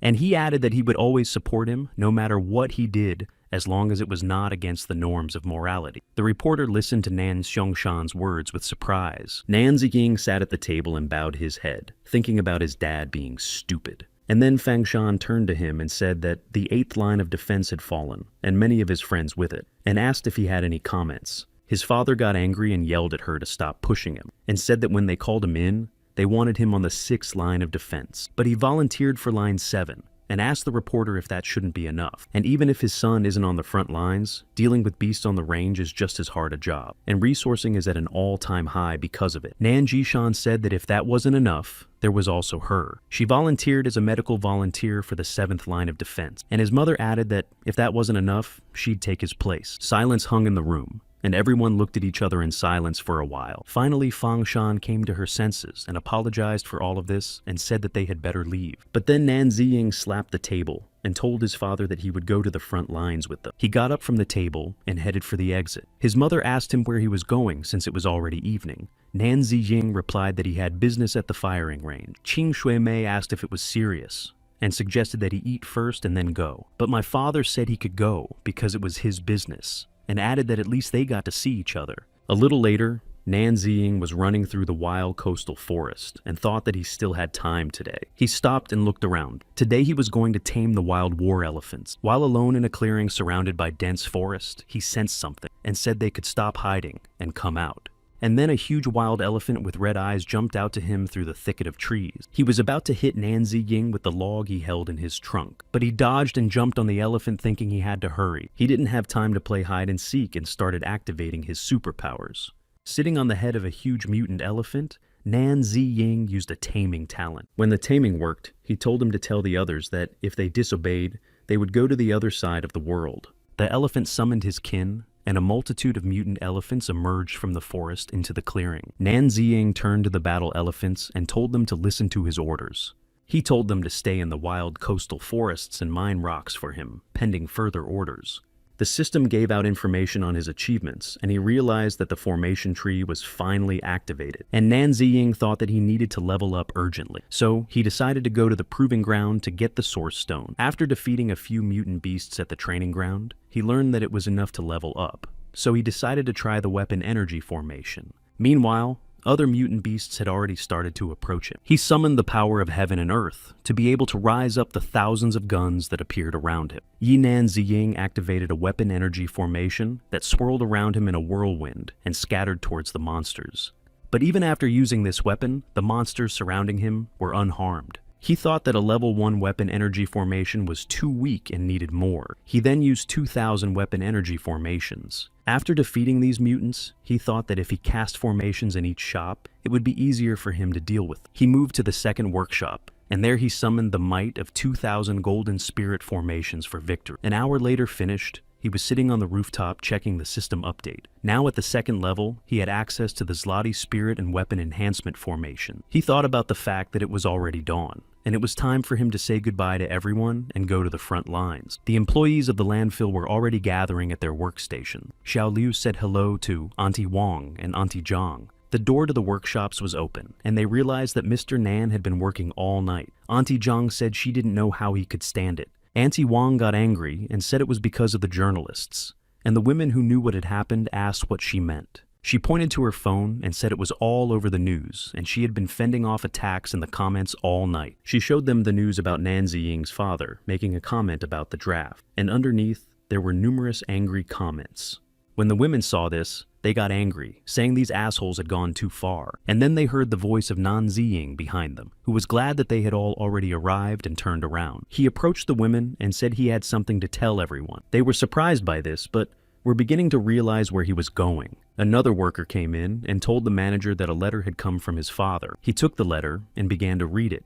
His father wrote that he and his sister had already left for the front line. His father wrote that he didn't know what Nan Ziying was up to, but he knew it was something great and extremely serious, because he was brave and stubborn from childhood. He also wrote that he guessed long ago that the mysterious young man with the incredibly strong Asura was him. He wrote that all this time, he was holding on for all of them, and that he didn't need to listen to others. He ended by saying that his mother was still in Yecheng and asked him to protect her. He finished the letter, and the women started saying he was overstretching himself, and if the polygons don't deliver enough resources, everyone will fall. And Auntie Wang added that she would make sure none of these internet trolls dare open their mouths against their manager. He thanked them all and said it was okay, but he really had something to tell them. Nan Ziying said that if he was not mistaken, they announced a couple of days ago that there was a new 5th line of defense. Xiao Liu said that this is indeed the case, and she is going there as the chief engineer. Then he turned around and headed for the exit and told them not to worry, because the range would still be fully operational. A little later, many people gathered in the street to escort the new recruits to the front line. Standing amongst the crowd of people, Nan Ziying mentally told his father that his words had convinced him. He thought that his father was right, and if he went to the front now, it would be absolutely useless, and he'd be letting his family down. A new race of monsters ascended unable to extract energy sources. He won't be able to get an upgrade there, and he won't be able to save humanity. Nan Ziying decided that the only way out was to focus on creating a 5th line of defense that would become the last battlefield of humans and monsters. And he mentally told his father that he could take it easy, and he wouldn't let him down. 3 days later, the construction of the 5th defense line had already begun, and Engineer Li was telling Chief Engineer Nan Ziying that he was the best of the best. He recognized that the energized outer wall he designed, connecting 20 cities, was a defense that could not be rammed through.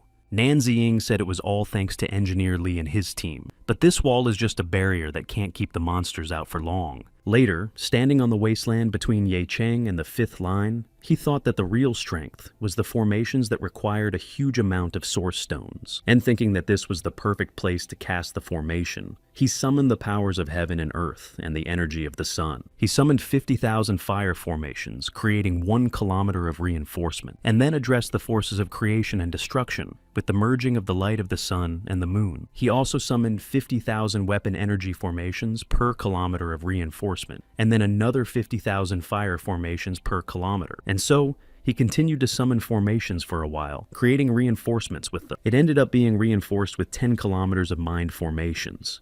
He figured it would be enough to slow down the low-level ascended ones, and there was no point in casting 3rd-level formations just to waste the source stones. He decided that at night he could mine 30 kilometers of the 1st defensive line. To do this, he would need 1,250,000 formations. The next day at the construction site, Engineer Li came up to him and said that they were having problems. Nan Ziying asked him what was wrong. He showed him the phone. The news was saying that the recently introduced plan for a 5th line of defense was proving useless, and people wanted to get the wall torn down. And Engineer Li said that if that's what the public thinks, they're in bad shape. Nan Ziying told him not to worry and keep working. In the meantime, he would come up with a new defense plan.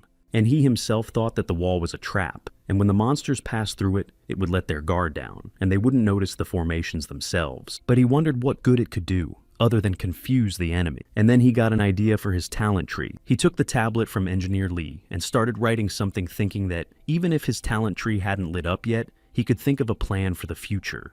When he finished writing, he gave the clipboard to Engineer Lee and told him to build 2 ditches on either side of the wall. The front one would be filled with water, and the back one with oil. He planned when the Ascended attacked to bring electricity and water to the wall. Then they'd set the oil on fire as they climbed over the wall. Engineer Lee said with admiration that it was matchless, and decided to report the plan to the city right away. Leaving, Engineer Lee added that he thought they'd be absolutely thrilled. And Nan Ziying thought that when he activated the new talent tree, that's when the real battle would begin. In just a couple days, thanks to the tame monsters, he had collected enough source stones and reached the 4th level. Looking over the surrounding area from the cliff, he thought about the fact that there were still 75 kilometers of defense left. That's 375,000 formations. And he was confident that the next level up would take a little while. Then he felt a strong familiar aura behind him and thought it was the Ascended one. But he sensed a strong human Asura as well and thought the matter was crappy. Going to that place, he thought it was likely they had attacked one of the Espers.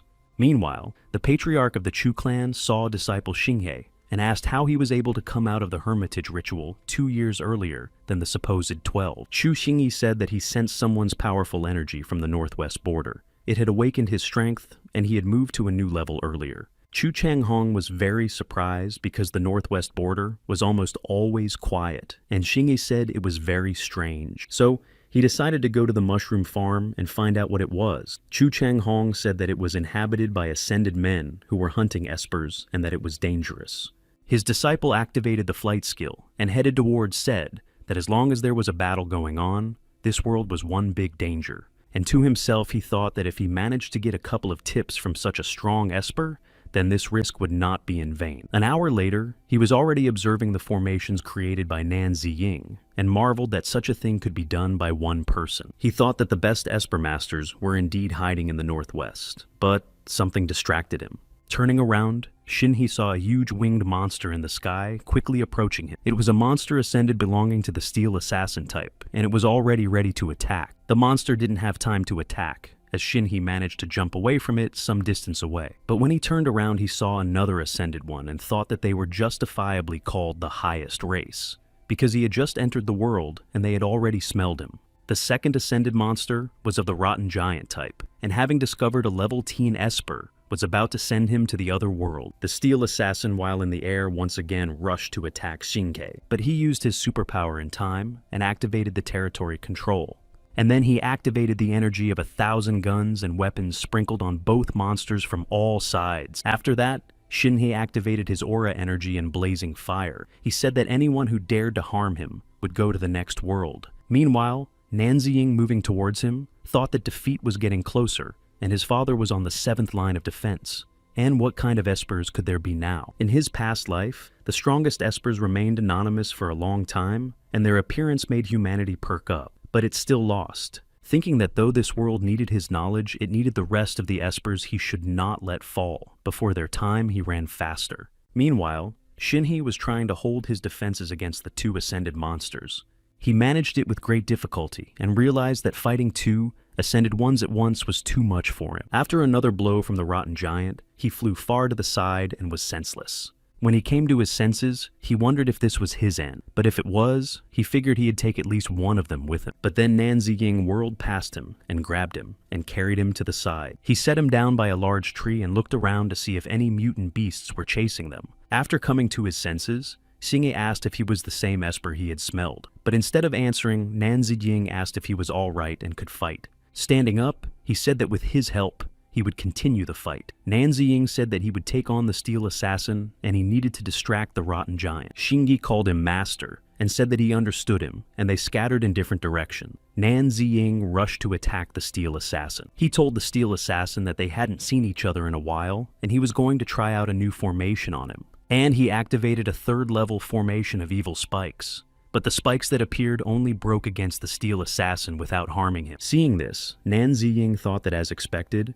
a single 3rd-level formation would not be enough for him. And with his hand on the ground, he activated 50,000 3rd-level evil spike formations and 50,000 ice formation. Huge spikes and ice blocks began to grow out of the ground around the Steel Assassin, and he found himself trapped among them. Seeing them from afar, Xinghe thought that these formations were much stronger than the ones he had seen before in the wasteland. He thought about this power growth hidden in the northwestern wasteland. No one knows his name, and his fighting style doesn't fit any of the clans. As he got closer and saw the steel assassin in the ice block, he was surprised to realize that Nan Ziying had managed to freeze him. Just then, the rotten giant appeared behind him, and Nan Ziying noticed him and shouted for Xinghe to be more careful. The mutant beast had already opened its huge maw and bared its large yellow fang. At this moment, Nan Ziying activated his Asura Berserk talent. Hearing this, Xinghe thought that if this was the mysterious Esper from the top 10, and as he felled the monster, he thought that with that kind of power, maybe he shouldn't send it to the grave so quickly, and give the young Esper a chance to practice.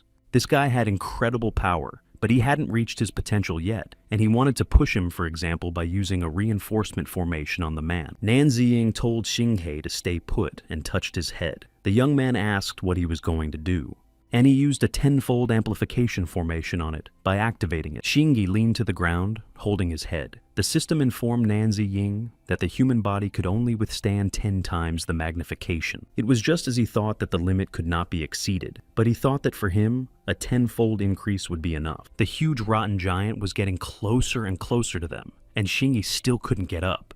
Nan Ziying thought it was risky to send him into a fight in such a state, but he had no other choice. And then a glow appeared above his head, and he didn't realize where it came from. It turned out to be Xinghe, who was able to rise up and through amplification activated the energy of 1,000 weapons. He used this energy against the rotten giant, who now couldn't even move. But at this moment, the steel assassin was able to break free from the ice captivity and rushed into battle. Seeing that the opponent had broken free, Nan Ziying used a level 4 lightning energy, and after creating 50,000 formations, he said it was time to send him to the next world. He saw that Xinghe had defeated the rotten giant, and said that this was the true fighting strength. After panting, he thanked Nan Ziying for saving his life and teaching him an invaluable lesson, and said that from now on, the Chu clan would always serve him. Xinghe asked that since he has such power but remains in the shadows, the Master has a plan. He must be hiding from the monsters until the right time. He assumed that Master was going to make this place the main battlefield, since he had placed so many formations here. Nan Ziying thought that he was very clever. Xinghe said that from the looks of it, he was right, and took the liberty of asking if his last name started with the letter N. He went on to say that when you add up his abilities and the chatter on the networks, it wasn't hard to guess. And the news guy runs a slaughterhouse, and the formations are not far from the 5th line of defense, where he went a couple of days ago. But then he decided to keep quiet to mind his own business. And he added that it was just his guess. Nan Ziying thought that the young Espers must first undergo the hermitage ritual. Then, how did he know so much? Xinghe said that he had been reclusive for a couple years, but that didn't mean he didn't use the internet or watch TV. Nan Ziying thought he had won. The young Esper stated that he wanted to go to the 7th line of defense since it was his personal desire, and so he could buy time for Nan Ziying's plan. And he thought about the fact that there are still some very smart people in this world, and he told him he'd think about it. But the 7th line was more dangerous, and he needed him alive, and that included carrying out his plan. He also said that maybe Xinghe would see some people on the 7th line, but he stopped his speech and said that he would definitely survive and protect. Nan Ziying asked to take him to their clan so he could make a couple more reinforcements for him before he went to the front line. On the way, Xinghe said that he had a younger sister with teleportation abilities. With his help, she could become very capable. The news reported that the Chu clan's young genius had risen to a new level. People on the streets were discussing that he had flown to the front lines on his own. Xinghe brought his younger sister to the Yecheng range and told Nan Ziying that she would definitely help. He thought that he had expected her to be not so young. His little sister's name was Chu Tian, and Nan Ziying asked the young man if he understood correctly that he was now her babysitter. The women on the sidelines were discussing what they had read about the young Esper. One said that at least he was talented and Nan Ziying was a useless nothing. Chutin took out a lollipop from her mouth, and with a snap of her fingers, she was able to teleport the 2 women. After that, screams started coming from downstairs, asking for help for the 2 women who had fallen into the sewer. Nan Ziying realized that this was the same Chu Tian, who was ranked 12th in the ranking of Espers, and her ability to control space. He told her he was honored, and he thought that with her ability, he could control every range on the 5th line, and decided that there was no point in hiding his undead summoning ability anymore. And soon, his 4th undead summoning ability was unlocked. He later told his plan to Zhang Yuan, who had no idea how he would be able to fight on the front lines and monitor 20 ranges at the same time. He replied that he had arranged everything, but asked her to make sure he was given permission to do so. She thought that in the current situation at the front, it was not a problem. Nan Ziying thanked her for her help and said that he had to go and headed away. Looking after him, she felt that his strength had increased and he was not afraid to go to the other side. But she didn't understand why he had stayed in the rear. And he approached Chu Tian thinking that with his source stones and her teleportation, his level would rise faster, and said that it was time for them to go. Chu Tian teleported them, and just a second later, they were already standing surrounded by a pack of tame wolves that she was cuddling with. He checked the system of the source stones were many, and they needed to go to the Qin Imperial tombs 100 kilometers away from this place. Still stroking one of the steel wolves, she snapped her fingers and teleported them away. A second later, the two of them were on a steep cliff. Nan Ziying said that it didn't look like a tomb, and that she must have sent them to the wrong place. Chu Tian snapped her fingers trying to teleport them again, but nothing came out, and he realized that teleportation also had a limit of 100 kilometers. After a few tries, she succeeded, and Nan Ziying ended up in the Qin Emperor's tomb, but he wanted her to take them to a safe place.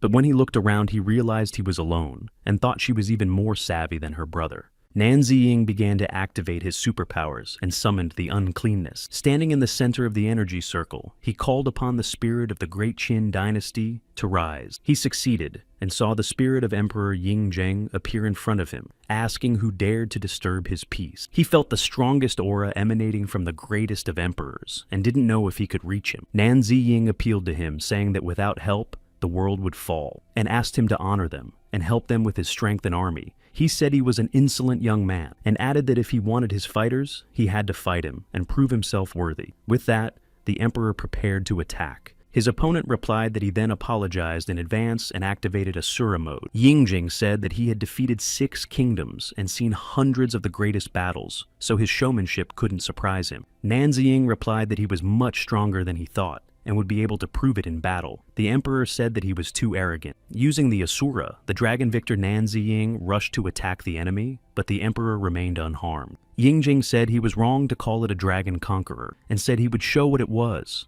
And with the emperor's strength, he summoned a huge green dragon. The great dragon victor attacked Nan Ziying, and he began to fall. But he sang to activate the demon conqueror Asura, and summoned the mutant beasts he had tamed.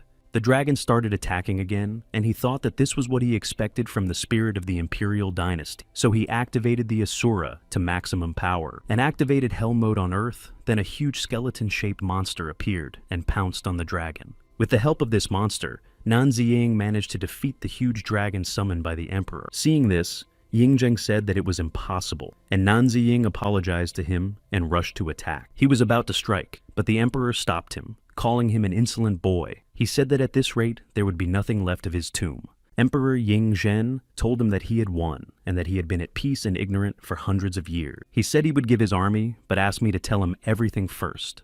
Nan Ziying told him about all the events, and the emperor said that he could not stay away when his subjects needed protection. He gave him a tiger talisman, and said that with it, he would be able to instantly summon his army when needed. Nan Ziying thanked the emperor. He immediately decided to try out the talisman and called out to the warriors of the Qin Empire. Nan Ziying said that the enemies are attacking, and he calls them to the defense of their homeland and ordered them to rise up. The undead summoning ability activated, and 10 million fighters appeared before them. At this point, Nan Ziying's spell tree was completely unlocked, and the forbidden spells of the first level were now available to him. He sensed the steel assassins nearby, who were attacking 2 espers in different places, and said he couldn't handle them alone. Then the emperor called his fighters, Wang Jian and Meng Tian, and when they appeared, he said that they must drive the foreigners off their land. Nan Ziying suggested that he lead them to the east while he would go to the west, and asked Chu Tian to teleport. Meanwhile, 20 kilometers east of the Qin Empire tombs, one of the espers was fighting with the Exalted, without understanding what was going on here. This was the Su clan's Esper Ghost clan master Su Changhe, and he just wanted to check things out, and it had already caused a wild surge of energy. He used 100 spirit blows against the attackers, shouting for them to go to the other world. But it was not enough, and he turned to the monsters and asked if they wanted to help him, and used force to make the enemy come to his side. The monster that the steel assassin began to attack came to his aid. Su Changhe didn't think he would fight against his own, but the steel assassin struck the monster, and Su Changhe realized that he didn't care, and was completely ruthless even to his own. He shouted to the monster not to give up, and kept fighting for him, showing what he could. Then he saw another monster about to attack him from behind, but he deftly dodged it. The monster continued to struggle, but Su Chang'e realized that he was completely useless because there were too many opponents.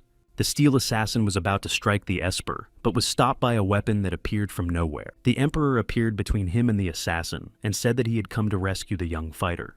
He said they should hurry up and send their enemies to the other world. Su Chang'e said he didn't understand anything, but thanked the Emperor. The Emperor looked at the monsters and said that there would be no mercy for those who dared to trespass on his land and people, and ordered them all to be sent to the next world. His two fighters listened to the Emperor's order and rushed to attack the monsters. And in the west, one of the Espers told Qin Sui to run and not turn around when he said. She replied that they were always together and she would stay. Meanwhile, a lot of steel assassins and other monsters were already closing in on them. Qin Ying once again asked to listen to him and began to activate the plant summoning magic. He wanted to create a forest barrier, and the ground in front of them opened up and a huge barrier appeared between them and the monsters. He turned to Qin Sui and told her to run away because it was a chance for her to escape. But then he saw that the steel assassins were preparing to attack them and created a vine to hold back the monsters. One of the steel assassins still managed to get close to them and wounded his sister. He screamed that he dare not touch her and began to activate a devastating grapple. A huge plant appeared in front of him and restrained the steel assassin, but two huge monsters were already coming up behind them. Qin Sui said she was fine and warned them that there was danger behind them. A mysterious light appeared near them. They raised their heads, not knowing what it was. It was Nan Ziying who appeared, and he asked Chu Tian to teleport all the Ascended Ones south of him a kilometer away. She began to activate her abilities while the two young Espers were told by Nan Ziying to be silent and not move. He used his talent to say he'd give them both a 10-fold boost. After managing to add reinforcement to them, he told them to take care of the other half of the monster pack. And on the remaining half of the monsters, he decided to test the power of his forbidden spells. Yinan Ziying activated the Forbidden Ball lightning spell and strengthened it 100 times. Monsters started flying in different directions, and the system notified him that his level had risen to 2nd. Seeing that he had already dealt with many monsters, the Esper said that he had promised to take only half of them, so they asked him to leave them some. He apologized and said he got a little carried away and didn't expect the forbidden spell to be so powerful. They saw more monsters approaching them and warned Nan Ziying to be careful, as he had not defeated all of them. While Qin Sui summoned the vine, her brother fought the steel assassin and Nan Ziying activated the infernal seizure. They were great at dealing with monsters, and upon seeing steel assassin Nan Ziying, said that he had seen what they were capable of, and this one he would take on. He cast the Forbidden Earth elemental spell with a 50-fold enhancement. A huge tentacle emerged from the ground and grabbed the assassin. He cast another spell, and a huge tentacle dragged the steel assassin underground. Gu Tian was watching him from hiding, and in her imagination, it looked like he swatted a mosquito. The young Espers were also watching in amazement, and only one expression came to their minds, but they couldn't say it synchronously. They bowed to Nan Ziying and said that they were thankful for their rescue from the entire Qin clan. He asked what they would do next. He thought it was hard for all the clans to just say thank you. The Espers replied that their lives belonged to him now, and they would do as he commanded. Nan Ziying was surprised by their catches, and he asked if they knew who he was. They replied that they didn't know, and apologetically added that they should have asked his name first. He said that he didn't mean that, and that it would be good if they didn't know. He thought that he had overestimated them, and that they weren't all as smart as Chu Xinhe. Then they heard the Emperor approaching them, saying that he liked his young friends, and that their submission suited him well. Esper, who was walking with the Emperor, asked about the masked man, and whether he was the one he had told him about. He replied that he was, referring to Nan Ziyin. Su Chang'e thanked him for saving him, and said that he should have bowed to him, but he was not used to it. But in any case, he owed him a debt of gratitude. Nan Ziying said that he had a couple things for them to do, and asked them to send him to their clan's residences, so that he could try collective reinforcement. Not knowing what reinforcement was, Su Chang'e asked about it in surprise. Then, placing his hand on his head, Nan Ziying applied his 10-fold amplification ability, saying that this was it. Qin Ying asked him to tell him what else they could do. He thought of suggesting that they go to the front line, but then decided that there would be no result now. He figured that while he was working on a strategy to send them to the front before the fighting reached their doorstep, would be morally wrong, and he told them to just be careful. Su Chang'e said he's very secretive and wears a mask, so maybe he should just say what he's up to. He added that Nan Ziying had summoned an army of undead to protect them, but was not asking for anything in return, and asked that perhaps they were useless to him. And then he suggested that maybe he wanted to be everyone's mysterious and unique hero in a dark cloak. Qingsui said that he dare not talk to Master like that, but Nan Ziying stopped her and said that he was right. He said he wants to send them to the 7th line of defense, where it'll be a lot tougher than here. Their job is to stall for a few days. If they survived, they would find him on the 5th line, and then he would show his face to them all. All the young espers agreed to this and said they would not fail. Handing over the talisman to Su Changhe, he said that Emperor Ying Zheng's 10 million soldiers were now in his hand. He bowed and thanked them all. The espers answered the master that it was not necessary. Ying Zheng said that the emperor's blood flowed in his veins that forever would not let his spirit fall. A short time later, the news that the best esper heirs would lead their clans to the 7th line of defense was being discussed on the range. And Nan Ziying thought that the esper heirs in this life appeared faster, and if even he were to run towards them at breakneck speed, he wouldn't be able to save everyone. And leaving together, Chu Tian said that instead of indiscriminately trying to extinguish the flames, one should find and eliminate the cause of the flames. He told her to go to the northern wasteland. With the 5 great espers on their side, they could handle every one of the 10,000 races. And as he teleported away, he said he wanted everyone to see how he could deal with them in a flash. They went to the tomb of the Han Dynasty. There he called out to the great ancestors, saying that the world needed their help, and they were being called by their descendant. He urged Emperor Wu's generals Wei Qing and Ho Qibing, saying that let anyone who dares to cross the road of the Han Dynasty regret it.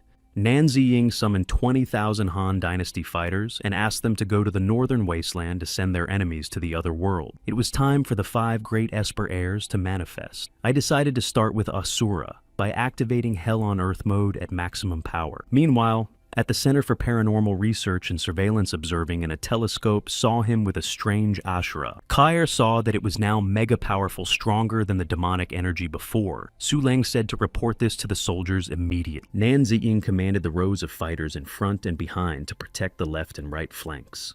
By the powers of the heavens of the earth, with the rolling of thunder and frosty ice, he conjured the heavens to open, and for thunder to strike, and the earth to be covered with ice. He summoned the weapon, energy key fire, earth formation, earth ice formation, and a million formations to cover the earth, and activated them. Kahar said there's also formation magic in the same place, and I wondered if it was that mysterious esper from the top, but I couldn't look. Meanwhile, Nan Ziying was summoning the undead of the great Han Dynasty. The summoned emperor and generals awakened, and he said that it was necessary to deal with the enemies for the glory of the great dynasty and sent them into battle. Then a powerful flow of energy swept through the center of the research, and the girls could barely stand on their feet without understanding what it was. Ka-Er had never felt such powerful energy and realized it was undead. Su Leng said that this energy was stronger than the ones they had detected before. Su Lan couldn't rate it on a 10-point scale, and one thing that could be said was that it was a divine level of strength. Kahar asked if she thought there were 3 espers with divine levels of power, and if so, we need to report it to command immediately. Meanwhile, Nan Ziying activated the Forbidden Ball lightning spell with a 100-fold amplification. The sky lit up with a bright flash of light, and the people in the city didn't understand why it was so bright, because it was only 10 o'clock in the evening. Everyone thought something paranormal was going on, and on the news, 4 god-level espers showed up in the northern wasteland. Helicopters took to the sky to get to the northern wasteland immediately, but even at top speed, they could be there in an hour. Nan Ziying, meanwhile, continued. He summoned the steel wolves, fire yaks, giant monkeys, and battle elephants, and ordered them to unite. After a while, the news said that 4 races of mutant beasts had appeared in the northern wasteland, and there's a 5th esper with divine powers. At the pharmaceutical factory, the girls rescued by Nan Ziying in the Gobi wasteland. Listening to the news, thought could it be he was only many times stronger. Jan Yuan also watched the news and thought that with talents like Asura and Beast Tamer, only Nan Ziying came to mind. The Esper heirs of the Junne and Lan clans heard of such a powerful Esper and traveled to the northern wasteland to meet him in person. The espers of the Zhuanyuan Huang clan and the Yu clan and the Shu clan followed suit. Nan Ziying thought that such a commotion would attract not only the monsters, but also the air espers. This would give him the opportunity to cast reinforcements on them. He already had everything ready and only had to wait for the Ascended One. At this time in the Inner Lands, the Esper heir of the Huang Xuan clan had met several Ascended Ones in battle and did not want to die there. He had already prepared for battle and said that they could attack because he would not be defeated so easily. But when I saw them suddenly start backing away, I didn't understand why it was happening. Nan Ziying, meanwhile, saw that he was surrounded by numerous mutants, and thinking that they had finally shown up, called out tamed beasts and undead. All the mutant beasts he had previously tamed, as well as the summoned undead, united and rushed to his aid to begin the battle. The battle began, and Nan Ziying activated the powerful Asuras and the mode on the ground. The mutant beasts that successfully fought the Ascended Ones have just come to his aid. There was also the undead who also engaged in battle with hordes of various monsters. Just as Nan Ziying expected, they all increased their power after reinforcement. But watching the battle, he realized that even after the reinforcement, the beasts excluding the king did not surpass the Ascended Ones in strength. It was the same with the undead, and if the situation continued like this, even if they won, there would be too many casualties. He summoned the mutant beasts and undead to listen to his orders that the center of the battle would be in the center, and their task was to create a ring around the enemy and crush it. The mutant beasts had to fight the rest of the monsters and trolls. To the immortal fighters, he told them that since they were immune to poisons, they should take on poison monkeys and rotting cadavers. Nan Ziying realized that they were in the habitat of the Ascended Ones and activated an enhanced spatial formation. There was a massive explosion in the center, and the monsters started flying in different directions. Nan Ziying turned to Chu Tian saying that he would need her help. She was to send him to the city if any of the Ascended Ones got through the formations and got close to its border. Before he could say it, she teleported him, and he found himself right in front of a huge troll. He cast a forbidden air energy spell with 50 times amplification. A blow of unprecedented power carried the huge troll back, and it collapsed right into the cluster of mutant beasts. Chu Tian laughed and said that's where the troll should go. Nan Ziying said that she was a good girl, but next time she should send him a little higher. Here he was surrounded by monsters again, and he thought he was getting used to it. He used a forbidden spell of light energy with a gain of 50 times, and they all flew apart. When things had quieted down a bit, he figured that almost all the Esper heirs were here, the army would be arriving soon too, and he should hurry up. And he used a forbidden earth energy spell with 50 times amplification, and then used the burial mode, after which the ground opened up and the monsters fell down. The arriving Espers watched and wondered who this divine Esper was. Esper Zhuge. Yuan, watching him, thought how he was able to bring the art of controlling the earth element to such a high level. And then Nan Ziying applied the heat amplification formation to all the air espers that had arrived, and then activated a 10-fold amplification of their abilities at the same time. The reinforcement was successfully completed, and they needed to teleport. Zhuge Yuan asked what his name was, and said that his clan would be grateful for the answer. He replied that they left a message for him and the fighters in the Gobi lands, and if he wanted to repay, he had to do what he said. Nan Ziying teleported away, and Zhuge Yuan thought that since he disappeared after reinforcing it, meant that he wasn't ready to reveal his identity. He told the others that they must fulfill his request for the sake of the northern Gobi lands. They needed to see what the message was about. Meanwhile, the helicopters had already landed, and the commander asked if they were in the right place because there was no one here. The subordinate replied that their devices pointed to this location, and everything was correct. Suddenly, huge numerous monsters started to come out of the ground. Zhu Yuan, who was there, said that he knew it, and the superhumans buried every Zeno assassin. Commander-in-Chief Shu Chuyang was very surprised by this. He clarified that he wanted to say he had met 5 divine-level superhumans and asked who they were and where they were now. Zhu Yuan replied that he happened to meet one of them, but he was wearing a mask, so he couldn't tell who it was. He also said that the man disappeared after he enhanced their abilities. The other espers confirmed his words, but he said he left them a message that the 5 superhumans left, and it's carved in stone. Everyone present decided to see what the message was. After looking at the inscriptions, it was decided to call an emergency meeting of all the high-ranking officials and leaders of the ancient clan in the 5th line of defense. Nan Ziying, watching this and far away, said that the time to reveal himself has not yet come, and this is the only way to gain the support of the army. He took care of most of the Xeno assassins, but if they found out that the 5 superhumans were just one man, revenge would be very cruel. He realized that people were not predictable, and there would be those who would be on the enemy's side, and if he revealed his identity, his efforts would be futile. Now everyone considered him a coward, and hardly anyone would associate him with superhumans. So, for a strategist acting from the shadows, the role of a coward is the best disguise. The Esper heirs led the humans to the 7th line of defense, and later, Shu Chuyang held a meeting where he showed the message left by the superhuman. He said they met to discuss the message and asked the army representatives what they thought about it. The clan leader Xuan Yuan suggested that this was a great strategy, and the 5 divine superhumans were planning the final battle on the 5th line of defense. The The report said about the source of the volcano celestial water forest of steel chimney burning the heavens, and suggested that it was carved by Asura. General Fang Ling said that the Asura is unpredictable and may succumb to madness at any moment, and to risk everything on his word is madness. He was supported by General Li Fei, saying that they didn't know who the 5 superhumans were, and to put the fate of the people at stake because of the message was a huge folly. Their reasoning was interrupted by one of those present and asked his colleagues to listen to the old man. It was the Zhuge clan leader, and he said that even if the message was carved by an Asura, the 5 superhumans were also present because it had been reported. Plus, those requirements pointed to spells that needed Earth to fuel them, and the superhumans didn't reveal themselves for any particular reason. Everyone agreed that now was the time to take the risk, and it would be the best decision they'd ever made, since the ancient clans were united. Xu Chuiyang said that the 5 divine superhumans had managed to massacre the Xeno assassins in less than an hour, and no one else could do it. He added that they are all related by blood and their destiny is the same, and he said it had to be done. Soon people began to discuss that Northwest was going to embark on 4 projects. Nan Ziying thought that they had made the right bet. He felt that such a quick decision was indeed befitting a great nation, and since they had put their trust in him, he would not fail. An engineer came up to him and said that these designs were similar to what they were working on, and the top brass seemed to like their plans. Then the workers below noticed that an obscure red funnel had appeared in the sky. Nan Ziying looked up at the sky and realized that it was coming from the 7th line of defense. He realized that this was the gate of an alien rift in space that shouldn't have opened so wide for 2 years. He thought of his family and Chu Xinghe.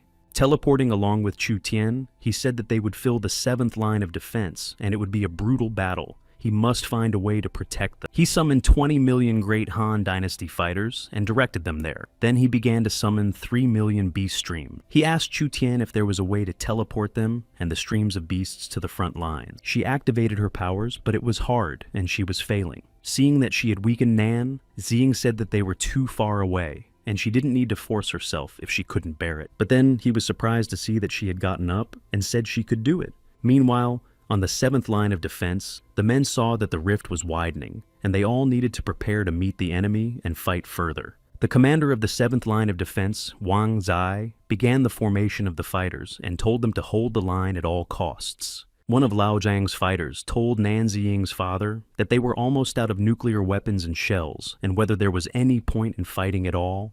Nan Shanghong was the spotter, and he told Lao Zhang that he dare not speak like that, and told him to look at the superhumans there. He reminded him that the last time they were on the verge of defeat, the superhumans had come with their clans and brought 10 million immortal souls. They had a seemingly impossible victory then, and they're in a similar situation now. And he said that you have to believe that they can find a way out. And he asked if a couple of old dogs like them had anything to lose. Lao Jan replied that death was not terrible, but these fights stink of hopelessness.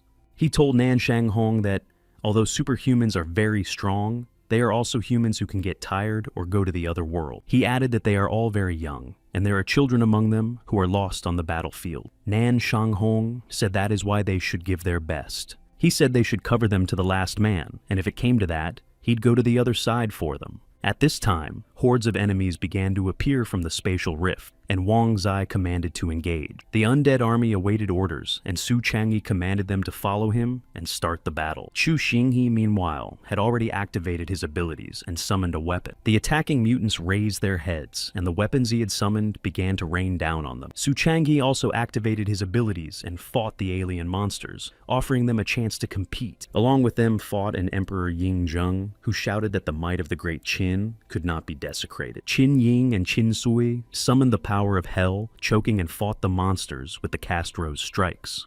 At the direction of 2 hours, 3,300 and 375 meters, Nan Shanghong, seeing that one of the espers was surrounded by monsters, gave the order to attack. He ordered us to hold our defenses against the new wave, and then warning that the enemy was trying to go around to the left, he gave the order to attack. And then on the battlefield appeared such a huge monster that even the commander said that he had never seen such strangers. Su Changhe didn't understand what kind of monster it was because it was the size of the city walls. With a single strike from him on the ground, Su Changhe and the monsters he had tamed flew apart. Emperor Yingjing ordered one of his Bai Qi fighters to protect Su Changhe, but the Esper was fine, and told Bai Qi that this creature was no ordinary opponent, and he needed to help his majesty. Then the Emperor told the soldiers that they needed to join forces and send the enemy to the other world, and they rushed to the attack. But it turned out that the monster had spotted them, and needed to fight him face to face. The undead had the ability to be revived an unlimited number of times in a minute, under a number of conditions, and now they all attacked the huge monster. But he wasn't so easy to deal with, and Yingjing gave the order to multiply his efforts. He said that since they were alive again, they had nothing to fear, and to the glory of the Great Qin, they once again rushed to attack the huge monster. On the run, Wang Zai commanded the Espers to hold back the enemy fighters at all costs, and the infantry needed to engage the small outsiders. And he told the Supermen to stay with him. He was going to catch their leader. And 200 kilometers away from the 7th line of defense, Nan Ziying, carrying Chu Tian, asked if she could continue. She was weak but willing to go on, and said there were only 200 kilometers left, and her brother was there. Su Changhe asked the Emperor to take his fighters and hold off the remaining outsiders, and leave this giant to the superhuman. Yi Yingzeben gave orders to his fighters to do as Su Changhe says and go after him. Shouting that it was time to shine, Su Changhe rushed to attack the huge monster. He directed the tamed monsters to him and said that he could try to take control of him within 30 seconds. Meanwhile, Chu Xingyi activated his abilities and used the territory expansion technique against the monster and summoned a weapon. Qin Ying created a cast vine that was supposed to immobilize the foreigners while the stranglehold of the banyan tree surrounded them. Commander Wang Zai activated the Qilin flame of the legendary guy-horned creature. All of their forces gathered together began to act, and Wang Zai said that although he was strong, he was still unable to resist the might of the 5 Espers. But then the monster forcefully struck the ground with its huge weapon so that everyone flew apart. Commander Wang Zai said that they should not be distracted and continue the attack. Just then, a helicopter appeared in the sky, and a voice from there told everyone to go back and he would handle it himself. Chu Xingye realized that it was Nan Shanghong's voice. 3 minutes before, Nan Ziying's father had told Lao Zhang to provide him with fire support. He agreed, and asked where he was going. He replied that they had a ship with nuclear weapons and had to be on guard if the superhumans failed. Lao Zhan said that was careless. Nan Shanghong said they have no other choice. They're expendable, but if the superhumans fail, it will be the end for everyone. He went away, and Lao Jan, saying he would listen to him, went about preparing his weapon. The helicopter flew up to the huge monster, and Nan Shanghong caught its attention, saying that he would see how he liked the taste of nuclear weapons. Chu Xinghe, who had promised Nan Ziying to take care of his relatives, shouted for him to wait. But the commander told him not to stand around and focus on mass control and help the others, not to let that sacrifice go to waste. Nan Shanghong, as he prepared to press the button, thought of his children and the fact that he would be the first, and now everything would depend on them. But at that moment, a forbidden tree elemental spell sounded, and a huge plant grabbed the helicopter. Nan Zane appeared with Chu Tian in his arms and ordered the trees to pull the helicopter back, and said that if you keep driving, you'll be quieter. From the cockpit of the helicopter, Nan Shanghong watched the scene and realized that it was his son's voice.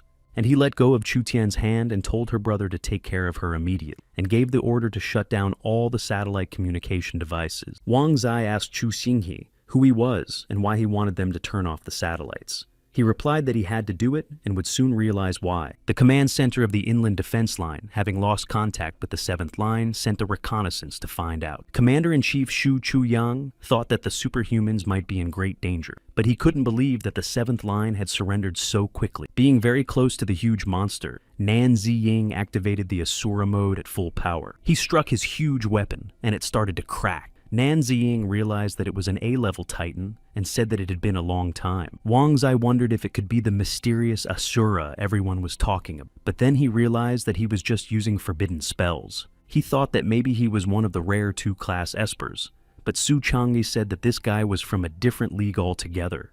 All the people fighting together with Nan Ziying gathered around the huge monster, and he created a collective reinforcement. Wang Zai then realized what Su Changyi was talking about. Nan Ziying, meanwhile, urged the Han Dynasty army to unite with him. He ordered the Qin Dynasty fighters to fight at their limits without letting the Han army surpass them. He told the soldiers and superhumans to use this chance to regain their strength, and saying they could hold off the wave, he ordered them to retreat. Chu Xinghe, carrying Chu Tian in his arms, told the others that they should retreat, and he thought Nan Nan Ziying could handle it. The Titan told Nan Ziying that he had an exceptional talent that could not be underestimated and that something might not wait for mercy. He unleashed a powerful vortex that carried the enemy far away from it. But Nan Ziying only smiled and applied a Berserker Asura, then rushed forward to attack. He quickly found himself near the Titan and activated the demon-splitting Asura, and the final stage of his attack on the monster was the Asura Hell on the ground, and using his weapon, he split it into pieces. The people watching this fight were surprised at how quickly he was able to deal with this Titan. Even the 5 people before him had barely been able to scratch it. But the Titan was not finally defeated. He began to transform, saying that he was not used to giving up so easily. Finally, he took a spherical shape, and Nan Ziying said that finally he had revealed his ultimatum form, so it would be easier to find a vulnerable point. He said that the ultimatum form might be the strongest, but all the energy is concentrated in the center, and the Titan can't move freely. Then his father yelled for him to be careful, warning him of the danger. The Titan once again unwound a powerful vortex around him that was already getting close to Nan Ziying, but he dodged in time to use the Asura's demonic weapon and rushed towards the monster. The Titan was about to flee, but he came up to him and asked him where he was going. Then he activated the Forbidden Wood element spell. Huge tentacles began to rise from the ground and restrained the Titan. And Nan Ziying, applying Asura Hell on the ground, dealt him a final blow. The people watching their fight thought that the monster must have already been defeated, and maybe this guy was a god. Su Chang'e said that he didn't think he was that strong. Qin Ying said that it turns out the forbidden spells of their virtue are not limited to just the element of wood. And Nan Ziying's father thought about the fact that his son had already instilled fear in people. Nan Ziying said that it was time to make a transformation. He applied 1.5 million elemental Kwai tools within a radius of 30 kilometers. By this time, the streams of monsters had reinforced the circle. He applied 1.5 million warped earth spikes within a radius of 30 kilometers. Then applied 1.5 million frostbite formations and lightning strikes within a radius of 30 kilometers. Nan Ziying cast a Forbidden Earth element spell and called for the Ancient Ones to rise up. From the bowels of the earth formed a huge dragon, and Nan Ziying said, "According to legend, from the primordial chaos between heaven and earth will rise the most ancient." It activated 3 million amplified formations within a radius of 300 kilometers. Saying that they couldn't hold back any longer, and this was their chance, he ordered everyone to attack. He said to move forward, unleashing the full power of Yan and Huang. The system alerted him that he had reached level 5 of Mastery of Formations, and he thought it was about time. Nan Ziying activated the 3 million formations of the giant monster fighter, but he didn't have enough source stones. He realized he'd rushed and decided to conserve resources by thinking about what he could do. He activated 3 million monster flux into a single target tenfold formation, and all the tame mutant beasts obeyed him. He had 6 million source stones left, enough to install formations around the perimeter of the entire city wall. And lastly, he applied 5 tenfold amplification and spread out a distance of 30 kilometers along the city wall. People discussed that their benefactor had installed unimaginably strong formations all over the city wall, and many felt a surge of energy. Su Chang'e grinned and said that he had left them a trump card for the 7th line of defense, and the commander realized who he was and why he had to shut down the satellites. He's a deity with 5 abilities crammed into his body, and people would think he was an anomaly. Su Chang'e said that people are strange, hoping for a god to save them, but when he appears, they are easily overcome by fear and the desire to destroy. The Espers discussed that he didn't stall because the situation is urgent, and so he trusts them more than the people of the interior. Su Chang'e said to do as Nan Ziying said and leave it to him. It was 3 hours until dawn, and Su Chang'e suggested using this time to heal and take a break, and his kindness should not be squandered. Meanwhile, Nan Ziying thought about the fact that he had no source stones left, but his inner strength remained. Even with just one Asura, he could handle the outsiders. He activated the Asura Berserk and began fighting numerous monsters. His father, watching the fight, said he was very proud of his son. Lao Jan said he was doing the right thing because he saved his life, but calling him son is too much, considering he is a superhuman of divine level. At this time in the hospital, Nan Ziying's sister told Chu Xinghe that his sister was exhausted, but her life was not in danger, and suggested that he rest. Chu Xinghe said that he was glad that her brother Nan Ziying was here, but thought that he shouldn't waste time and energy on something like this. But they are too weak. She said she couldn't convince him of anything anyway, and let him do what he thought was best. She turned around and left, saying she was going to go take care of the other wounded. Turning around, she said that she thought deep down, Nan Ziying was still grateful to him. Just then, Chu Tian called out to him, and he happily realized that she had finally woken up. She asked how the battle was going, and if Nan Ziying was in the battle. Many of his abilities had consumed the Source Stones, and they had arrived in a hurry, and she was worried. He thought of the Source Stones and told his sister to wait for him, and he would be back soon. Nan Ziying, meanwhile, was almost finished with this wave, something he had been doing for almost the entire night. Just then, Chu Xinghe appeared and said that he could leave since Chu Tian was awake. Chu Xinghe said that he had organized everything perfectly, but there was nothing here that was needed, and suggested that he return to the battlefield where the fate of humanity would be decided. He promised to buy him as much time as they could, and try to reunite with him. If the education on the wall falls, they will have to retreat. Nan Ziying said that he always takes care of everything, and asked if he was tired of it. He replied if he can provide people with peace of mind, he is happy to do so.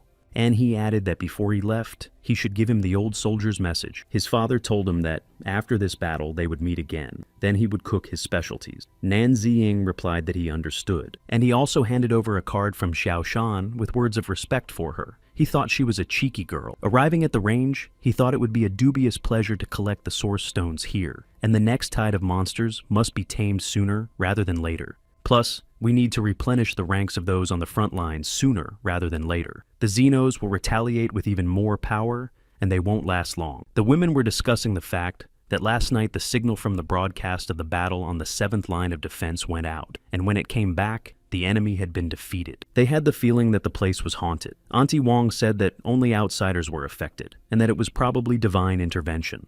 Xiao Liu said that even the plants in the northwest had mutated recently. Even the roadside grass had become more lush and sharp. Each of the women felt as if she was awakened and more productive in her work. Some felt a raging energy within themselves. Nan Ziying heard this and thought that with each portal opened by the foreigners, the earth's spiritual energy increased. When the women saw the chief, they said that it looked like he had been in the slaughterhouse all night and needed to take care of himself. He replied that he was going home to get some sleep. After recovering, Chu Tian rejoined him, and they had to go to Meteor Valley to tame a flock of giant mutated eagles. Meanwhile, a tide of monsters made of giant mutated eagles was approaching the people in the valley. They realized they could not hold the valley, and the decision was made to retreat. A huge eagle grabbed one of the espers, but he used the Great Flood Fist ability. But the eagle remained unharmed, and he thought that a level 5 esper couldn't leave a single scratch on the bird. The giant eagle clutched him tighter and tighter in its clawed paw, and the esper began to beg for someone to save him. But then the other people trying to escape saw an inexplicable light in the sky, and didn't realize what it was. It was Chu Tian and Nan Ziying who teleported over, and said after hitting the eagle that they were spineless cowards since neither of them were even willing to help a friend. He grabbed the giant eagle by the withers and ordered it to obey. Then he ordered it not to attack the cities or harm the people. So he also told him that he should protect the Meteor Valley to collect the Source Stones and wait for further instructions. The system notified him that he had reached level 9, and he thought that at last another ability had almost reached its maximum level. Here the esper whom the eagle still held asked him if he was the tamer of the Northwest. Nan Ziying said that he had almost forgotten about him, and ordered the giant eagle to take this guy out. The eagle released him, and Nan Ziying saw him start to fall and told the eagle that he was stupid and couldn't see that he had no wing. And then asking the eagle what he was waiting for, ordered him to rather save the falling esper. The eagle picked him up and lowered him to the ground. Nan Ziying asked why he was here alone. He replied that the others had just run away and introduced himself as Huang Jia. He said that they were from the Huang clan and were sent here to explore and capture the spiritual mountain. The spiritual energy in them had increased dramatically in 2 days. He believed that the superhumans would rush there to capture them for cultivation. Nan Ziying thought that this was most likely due to the open rift, and if he summoned another wave of immortal souls, he would be able to use the spiritual mountains to resonate and elevate many people to the divine level. He told Huang Jia to let the clan know that he had a great idea for utilizing all the spiritual mountains, and warned that everyone was forbidden to occupy them. And he added that if anyone from any clan objected, they would be sent to the other world. Huang Jia replied that he understood and would pass on his words. Suddenly, some sound came from the mountains, and Nan Ziying thought that it might be Huang Jia's partners who had escaped. He told the giant eagle that they should fly over and check it out. As he flew towards the mountains, he saw that giant mutated lizards had appeared. It was great because he had the opportunity to tame another tide of monsters. He thought the Xenos had their rotting hippos, and when they had poisonous lizards, the odds would be even. After taming them, he ordered them to protect the Meteor Valley, not to attack humans, and to collect the Source Stones, awaiting further instruction. All of Huang Jia's partners went to the other side. He said that they were cowards and traitors anyway, and they would be of no use. He told Chu Tian that they should go to the tomb of the Tang dynasty. This empire once shook the world, and its army was invincible. Already in the tomb, he humbly appealed to the emperors and generals of the Tang dynasty. He said that together they could resist the enemy. His call was answered by Li Yuan, the emperor who founded the Tang dynasty. The ruler of the Zhenguan era, Li Shimin, also answered Nan Ziying's call. He also summoned Empress Wu Zetian, who also answered his call. Nan Ziying continued and said that with the souls of the fighters who had fallen for the Tang dynasty over the past 300 years, he was calling on them to rise up.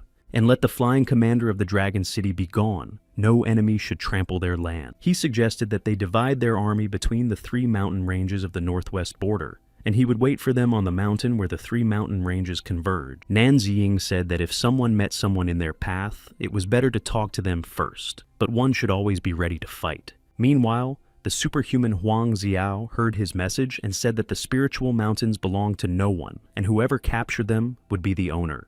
Huang Jia said that the young master was a divine-level beast tamer, and for their safety, it was better to leave the northwest. Huang Xiao replied that he was a 10th-level superhuman, chosen by heaven itself. If others are afraid of him, he is not. He said that he had tamed the beasts of the Meteor Valley, but Tangmodo Mountain is where the spiritual energy is stronger, and it is the best place to cultivate. The other clans, he said, recognized that he owned this mountain, and if any tamer dared to come here, he would not return. Nan Ziying appeared behind them and said to confirm the words that he would never return. When Huang Xiao turned around and saw him, he asked if he was the cowardly beast tamer that everyone was talking about. Huang Jia told Nan Ziying, naming the elder, that he had passed on his words. Huang Xiao shouted at him that he had dishonored the Han clan and told him to get out of his sight and never to see his pitiful face again. With a smirk, Nan Ziying said that Huang Jia had more brains than him. He asked, given that he was superhuman for the last time, whether he was going to disregard the whole situation and, for selfish gain, claim the mountain.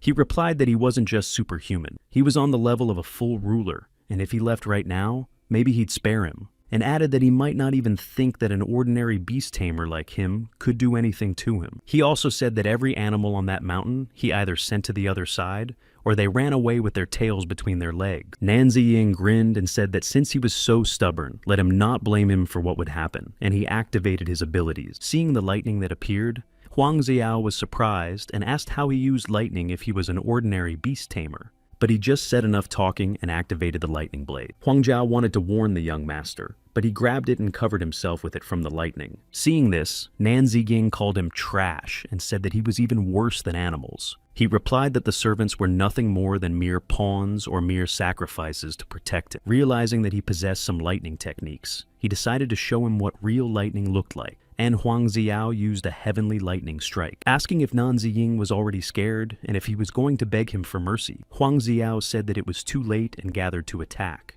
Nan Ziying replied that he would not use his weapon, but said that since he thought he was better than the others today, he would show where he belonged, and added that it meant giving someone a taste of his own medicine. Huang Xiao said that he was the embodiment of lightning, and his pathetic tricks were nothing to him. At that time, Nan Ziying used the forbidden spell element of lightning and double overload. His opponent was surprised that he was using forbidden spells. He shouted that it was impossible the moment he was struck by lightning. He fell to the ground and Nan Ziying walked over to him and said that he was about to learn what it meant to be a target. Leaning towards him, Nan Ziying said no matter how powerful he thought he was. After all, he is nothing even compared to his second level. But then he was distracted by a voice that said he was Huang Jutian, the patriarch of the Huang family. He asked who dared to cause trouble on his family's spiritual mountains.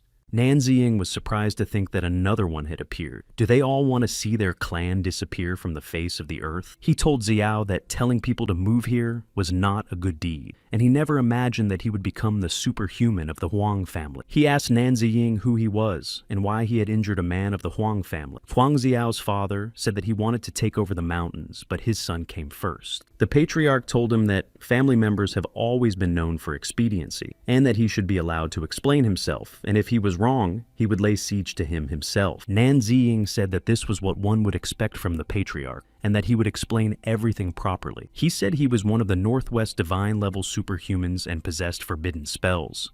Everyone realized he was the caster everyone was talking about, and they saw on the news that 5 Northwest superhumans had defeated the Xeno assassin. He said that for the sake of the life of mankind, all spiritual mountains must be handed over to them, and he warned their man, but he refused to back down because of selfishness.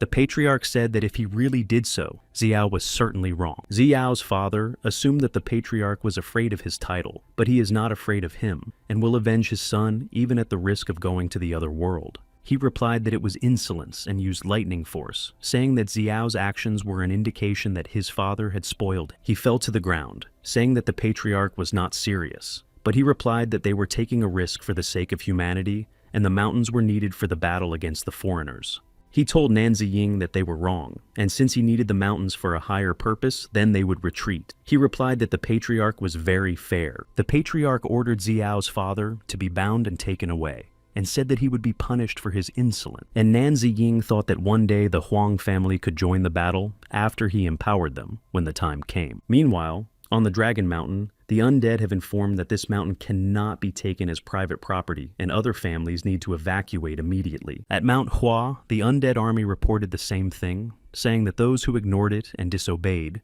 would go to the other world. On Mount Kunlun, the emperors reasoned that their descendants would be wise and righteous and truly worthy of high expectation. After following the instructions, they headed towards Mount Tam Modao, where Nanzi Ying was waiting for them. He activated the 6th-level immortal soul fusion process.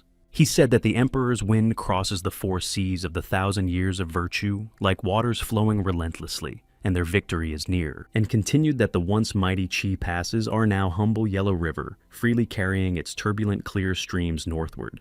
He finished with the words, "Go to the Jade Gate, fiercely open the might of the heaven. The 10,000 Li sounds and the songs of Han are henceforth kept by Hu."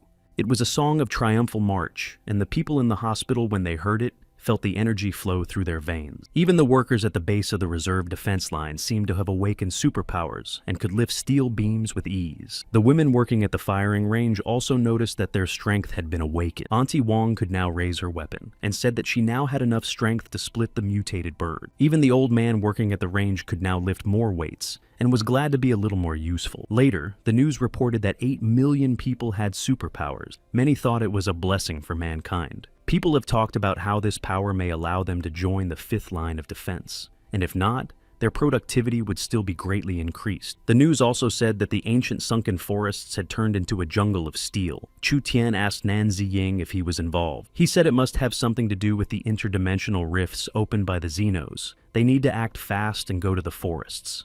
When the experts arrived in the forests, they realized that the trees had mutated, but could now move. It was like a tide of monsters, and they were moving towards the city. They thought that they should retreat, but the wood elementalist Li Li said that only after they learned their tactics and combat power. He activated Vine Grab and Binding Root against mutant trees, but his abilities were useless, and he had no control over them. The trees were getting closer and closer to the group of people surrounding them. Li Li noticed that they were not just conscious, their movements were coordinated. The mutated trees were getting closer, and he told the others to get ready. He summoned the Order of the Forest and gave the order to attack. But realizing that the trees were at least 7th or 8th level, he said it would be impossible to hold them back. They saw that the trees were already about to attack, and he said they should at least inform the others.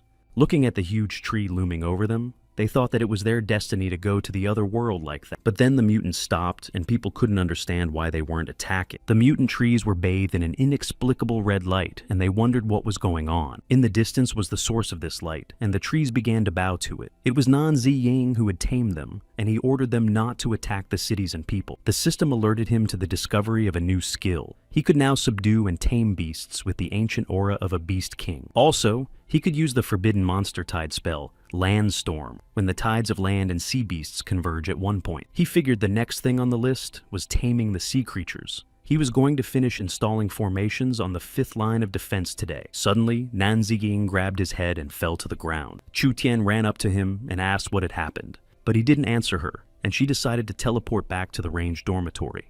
After a while, he woke up in the dormitory and asked what had happened. Chu Tian said that he had fainted in the ancient forest and scared her a lot. He realized that he had slept all day, and it was bad timing. She said he shouldn't blame himself, because he hadn't slept a wink lately. She said that no matter how strong he was, one must remember that he was human. Nan Ziying replied that people were indeed weak compared to foreigners. Chu Tian said that he always takes responsibility for the world on his shoulders, and she wants to help him, but apparently she's useless. He apologized for making her worry, and said he wasn't alone, and there was her family, her brother, and millions of others behind him, and added that she'd helped him more than he realized, and he wouldn't have gotten this far without her. With a snort, she said, "If he calls her boss lady, then she'll stop fumbling. After all, she doesn't want him to treat her like a child." A little later on the fifth line of defense, he placed 10 million blazing fire formations and elemental chi formations for 200 kilometers. He took with him all the resource stones that he had gotten at the Meteor Valley, an ancient forest proving ground. Chu Tian asked if they would be enough. Nan Ziying replied that it was more than enough to reinforce an entire line. He arranged 20 million formations of freezing and earth spikes that stretched for 300 kilometers. Additionally, he created 30 million lightning strikes for another 300 kilometers. The system alerted the Formation Master's level increase. He said the 3 main projects will be completed soon, and they will install high-level formations and use forbidden spells. Some people thought Northwestern was mired in corruption, and these 3 projects were laughable and banded together to defeat them. They decided to run a live stream during the entire trial and let the entire nation witness their righteous act. Shortly thereafter, it was reported in the news that superhumans at the level of peak King Masters had taken on these projects. Meanwhile, Nan Ziying decided that it was time to use the forbidden spell. He wanted to create the most intimidating battlefield, and he activated the forbidden water spell of the 5th level Water Dragon Onslaught. As soon as he cast the spell, a huge column of water rose up, and a water dragon emerged from it. He activated attack mode and then Asura when the huge dragon moved towards it. The summoned Asura had to stop the forbidden water spell. But the forbidden water spell easily repelled the Asura's defense, and Nan Ziying was pleased with the result. He decided to put these powers together and combine them with the power of the Great Channel. He thought it would allow him to change the game, and he used the forbidden water spell of level 5 Water Dragon Onslaught with an overload of 5,000 times. The system alerted that the elemental caster had reached the 6th level. Nan Ziying realized that it wouldn't take long to reach the maximum. Meanwhile, the superhumans were already over the Great Channel, one of 3 projects. They were going to destroy it and give the humans what they wanted. One of them asked for the first project to be given to him, because the others could handle the others. But Brother Sun had already applied the annihilating true fire and said that if they could join, if they wanted to do it together. The second of them activated an army-destroying blow in the opposite direction, and the third one completed the whole thing with an earth-shattering mountain. The chats were already saying that it looked very epic, and this was the pinnacle of human strength, and it looked like one channel wasn't enough for the 3 of them. Meanwhile, on Tangmodo Mountain, Nan Ziying said that, as expected due to the power of the spiritual mountain, the power of immortal souls is getting stronger. Chu Tian asked him if the newly awakened abilities of the people in the city would be strengthened. He said that they would. She pointed to 4 shooting stars that appeared to her to curve in the air. Seeing them, he thought it was no good and must be Xenox of rank A, and wondered if the foreigners had sent more assassins. The water spells from the canal were confusing him. Perhaps the foreigners had learned of his plans and decided to beat them to the punch. He thought that there was no point in hiding in such a case, and activated the Forbidden Channel spell, and sent the water dragon to attack. At this time on the Grand Canal, the superhumans thought that it was a simple task to deal with it, and they could at least bury it and shut it off, or evaporate the water out of it. Then one of them saw that something had happened to the water, and drew the attention of the others. The waters began to bubble and rise, and a 3-headed water dragon appeared. The superhumans realized that this was a forbidden spell, and decided to flee. The water dragon had completely swallowed them up, and people in the chat room started discussing it. No one thought that the Northwest Project had some hidden power. A second later, all 3 superhumans were thrown onto land by the water dragon. Seeing that the monster was still nearby, they started asking for help. Then a man appeared behind them and said that apparently they were not of the foreigners. It was Nan Ziying he ordered the dragon to stop, and asked the superhumans who they were, and why they were causing so much damage. One of them replied that they were superhumans of the 3 great families of this country, and was about to say why they were here. But he didn't have time to finish, as Nan Ziying stopped his speech saying that they were ignorant fools. They agreed with his words, and calling him elder, they said that seeing him here made them realize everything. Nan Ziying realized that the 3 of them had recently come out of their recluse. The foreign assassins must be heading towards the headquarters. He told them to take him to their clans. They looked at him in surprise without answering. He said if they didn't want to be exterminated, they'd better hurry up. Later that night on Heavenly Peak Mountain, they watched the Zhang family being sent to the other world and didn't understand what was going on. Nan Ziying said that what he had feared had happened, and that it was the work of the A-rank Xenos. He told the superhumans that it was no time for sobbing, and if they wanted revenge, they should go with him. He asked Chu Tian to go to the Chen Manor. The Chen family's estate in the Phoenix Mountain Range was also on fire, and they realized that the Xenos had been here as well. They went to the Jade Pass to the Sun family's estate, where the attacking Xenos, rank a blazing heavenly eagle, was already there. One of the surviving family members tried to fight him. He attacked, saying he would send him to the other world with him. Saying they would burn in hell together, he set off a self-detonation in extreme heat. But he was unable to deal with the blazing celestial eagle, and the superhumans who arrived at that time saw the clan leader fall in battle. One of them shouted that this alien wouldn't get away with it, and they prepared for battle. The Sky Eagle said that humans are weak and powerless little creatures, and they're just lifeless bodies waiting to die. After saying these words, Nan Ziying appeared behind him and was already preparing to strike. He said that if he felt that way, today would show him what people were really capable of. The three superhumans, in an attempt to help him, used the army-destroying strike of the earth-splitting mountain and the crushing true fire. But the flaming celestial eagle survived and attacked them, spewing flames that enveloped everything around them. They fell to the ground,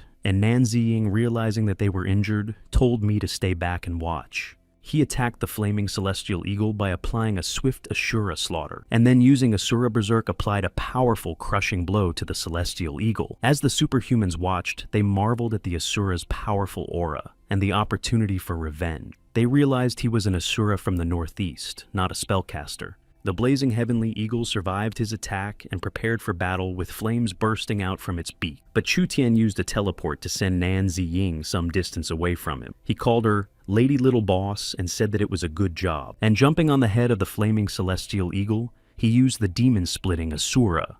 The eagle said he was not bad and deserved not to go to the other world, but to be enslaved. Hearing these words, Nan Ziying said in anger that he would make him swallow them, and applying the dragon-splitting Asura, summoned a huge fire dragon. He said he was wrong to think he could regenerate health in any number of ways, and it's worth checking out when he's in pieces. The eagle dodging the fire dragon's attack said that humans are arrogant and ignorant creatures. But Nan Ziying said that he had had enough of this nonsense and attacked again, applying Asura Hell on the ground. Even the fact that the eagle was wounded didn't stop him, because according to him, it was useless because the spark was still there. At that time, Nan Ziying used the Frostbite formation with an overload of 50,000. The huge eagle was defeated. He was covered in ice that split into pieces. When the superhumans saw that the flaming celestial eagle had been frozen and shattered into pieces, they were very surprised and realized that the Asura also knew about the formation. And then Nan Ziying applied a 10-fold single-target attack enhancement to them. He said they've seen the valor of this battle, its strengths and weaknesses,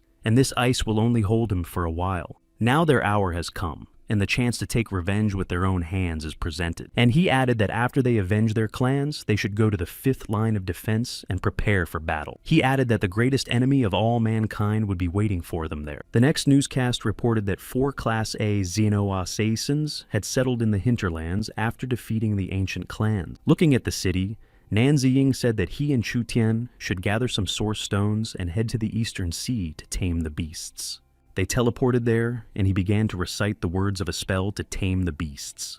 When he finished, he told the mighty sea beasts to heed his decrees and bow their heads to serve him alone. The sea waters began to churn, and several species of sea beasts he had tamed emerged from them. Nan Ziying said that, with a sound that shook the heavens and a power that eclipsed the moon, he called out their stone. After saying these words, a huge tentacle appeared from the depths of the waters, and Nan Ziying said that even he wouldn't have a chance to escape from it easily. Chu Tian said that she was confident that he could handle him, but now they just have to see if those assassins dare to come. Lan Changkong, the superhuman of the Lan family, saw the sea beast appear, and he realized that he was furious. Besides, he had never seen so many monsters before. He sounded the alarm and warned his clan that he was going on a scouting mission and they should wait for his signal. As he approached the monster, he thought that the Lan family had been guarding the Eastern Sea for generations. He wouldn't let the sea monsters run amok. Standing on the huge water dragon, he looked around and didn't realize what was going on. He was surrounded by a pack of different kinds of beasts,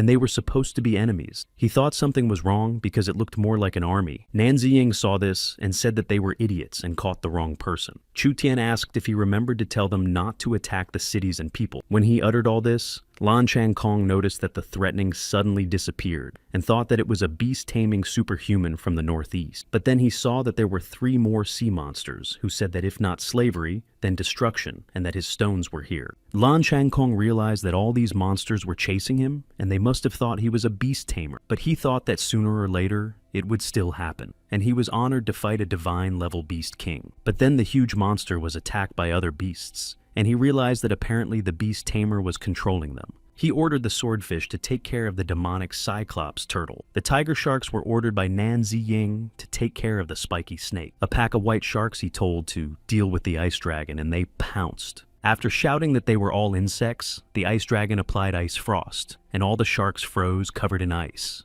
The spiky snake calling the tiger sharks bugs applied giant stingers, and they flew apart. At the same time, the demonic turtle Cyclops, saying that swordfish were useless, applied a crushing collapse. Watching them battle, Chu Tian said that these sea beasts could handle anything below rank A. To this, Nan Ziying replied that there was still nothing they could do against the A rank, and he activated 5 tenfold amplification for a distance of 700 nautical miles. There was a powerful energy surge in the sea, and Lan Changkong didn't realize what it could be, and then a huge ice dragon appeared out of the water, preparing to attack. Seeing that he was moving straight towards him, Lan Changkong didn't understand how he managed to break through the sea beasts. He prepared for battle, saying that today he would fight to his last breath. And using his power, Lan Changkong rushed into battle, saying that he wanted to see if the dragon could freeze him before his hands could reach him. But the dragon repulsed the attack by spewing ice from its mouth that covered everything around it. Lan Changkong was amazed that his strength was too great, and even his water dragon couldn't stop him. But then he saw several sharks coming to his aid and sinking their teeth into the ice dragon. Lan Changkong, feeling a powerful energy impact, was able to rise up and realized that it was an amplification. And realizing that he had more strength now, he used the infinite ocean water control technique. From his blow, the sharks flew apart and the ice dragon was defeated with the words that this could not be. When all the monsters were defeated, Nan Ziying said that now the fighting power was at its highest. Even if an S-rank monster fell into the sea, he would not be spared. Oh, asked Chu Tian to bring Lan Changkong as he had something to say. She replied that she knew what he wanted to tell him.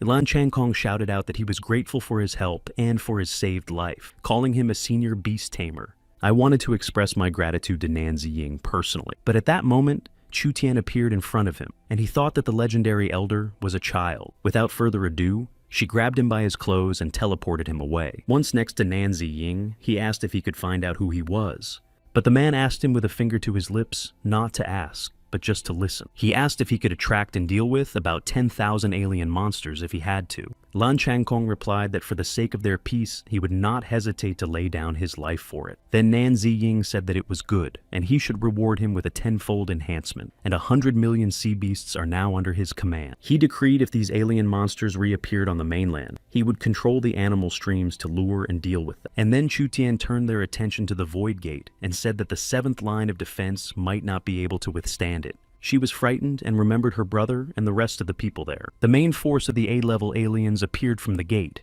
and Nan Ziying ordered his fighters to drop the 7th line of defense. The 6th line of defense was completely evacuated, and it was necessary to concentrate all combat forces to pull the time. Shu Shangyi and the commander ordered a retreat to concentrate forces on the 5th line of defense. Esper asked Commander Wang to lead the retreat, and they would go at the end to buy time, and began his final reinforcement. The monsters were advancing, and the Espers needed to hold out at least until the army safely retreated. The immortal souls told Chu Xinghe that he too needed to retreat and asked them to leave the right to close the column to them. They promised to take care of everyone. Su Changhe said that the elders have serious intentions, and since he is a smart guy, he should know better than anyone what would be advantageous in this situation. And they prepared to retreat by summoning the ancestors and all the tame beasts.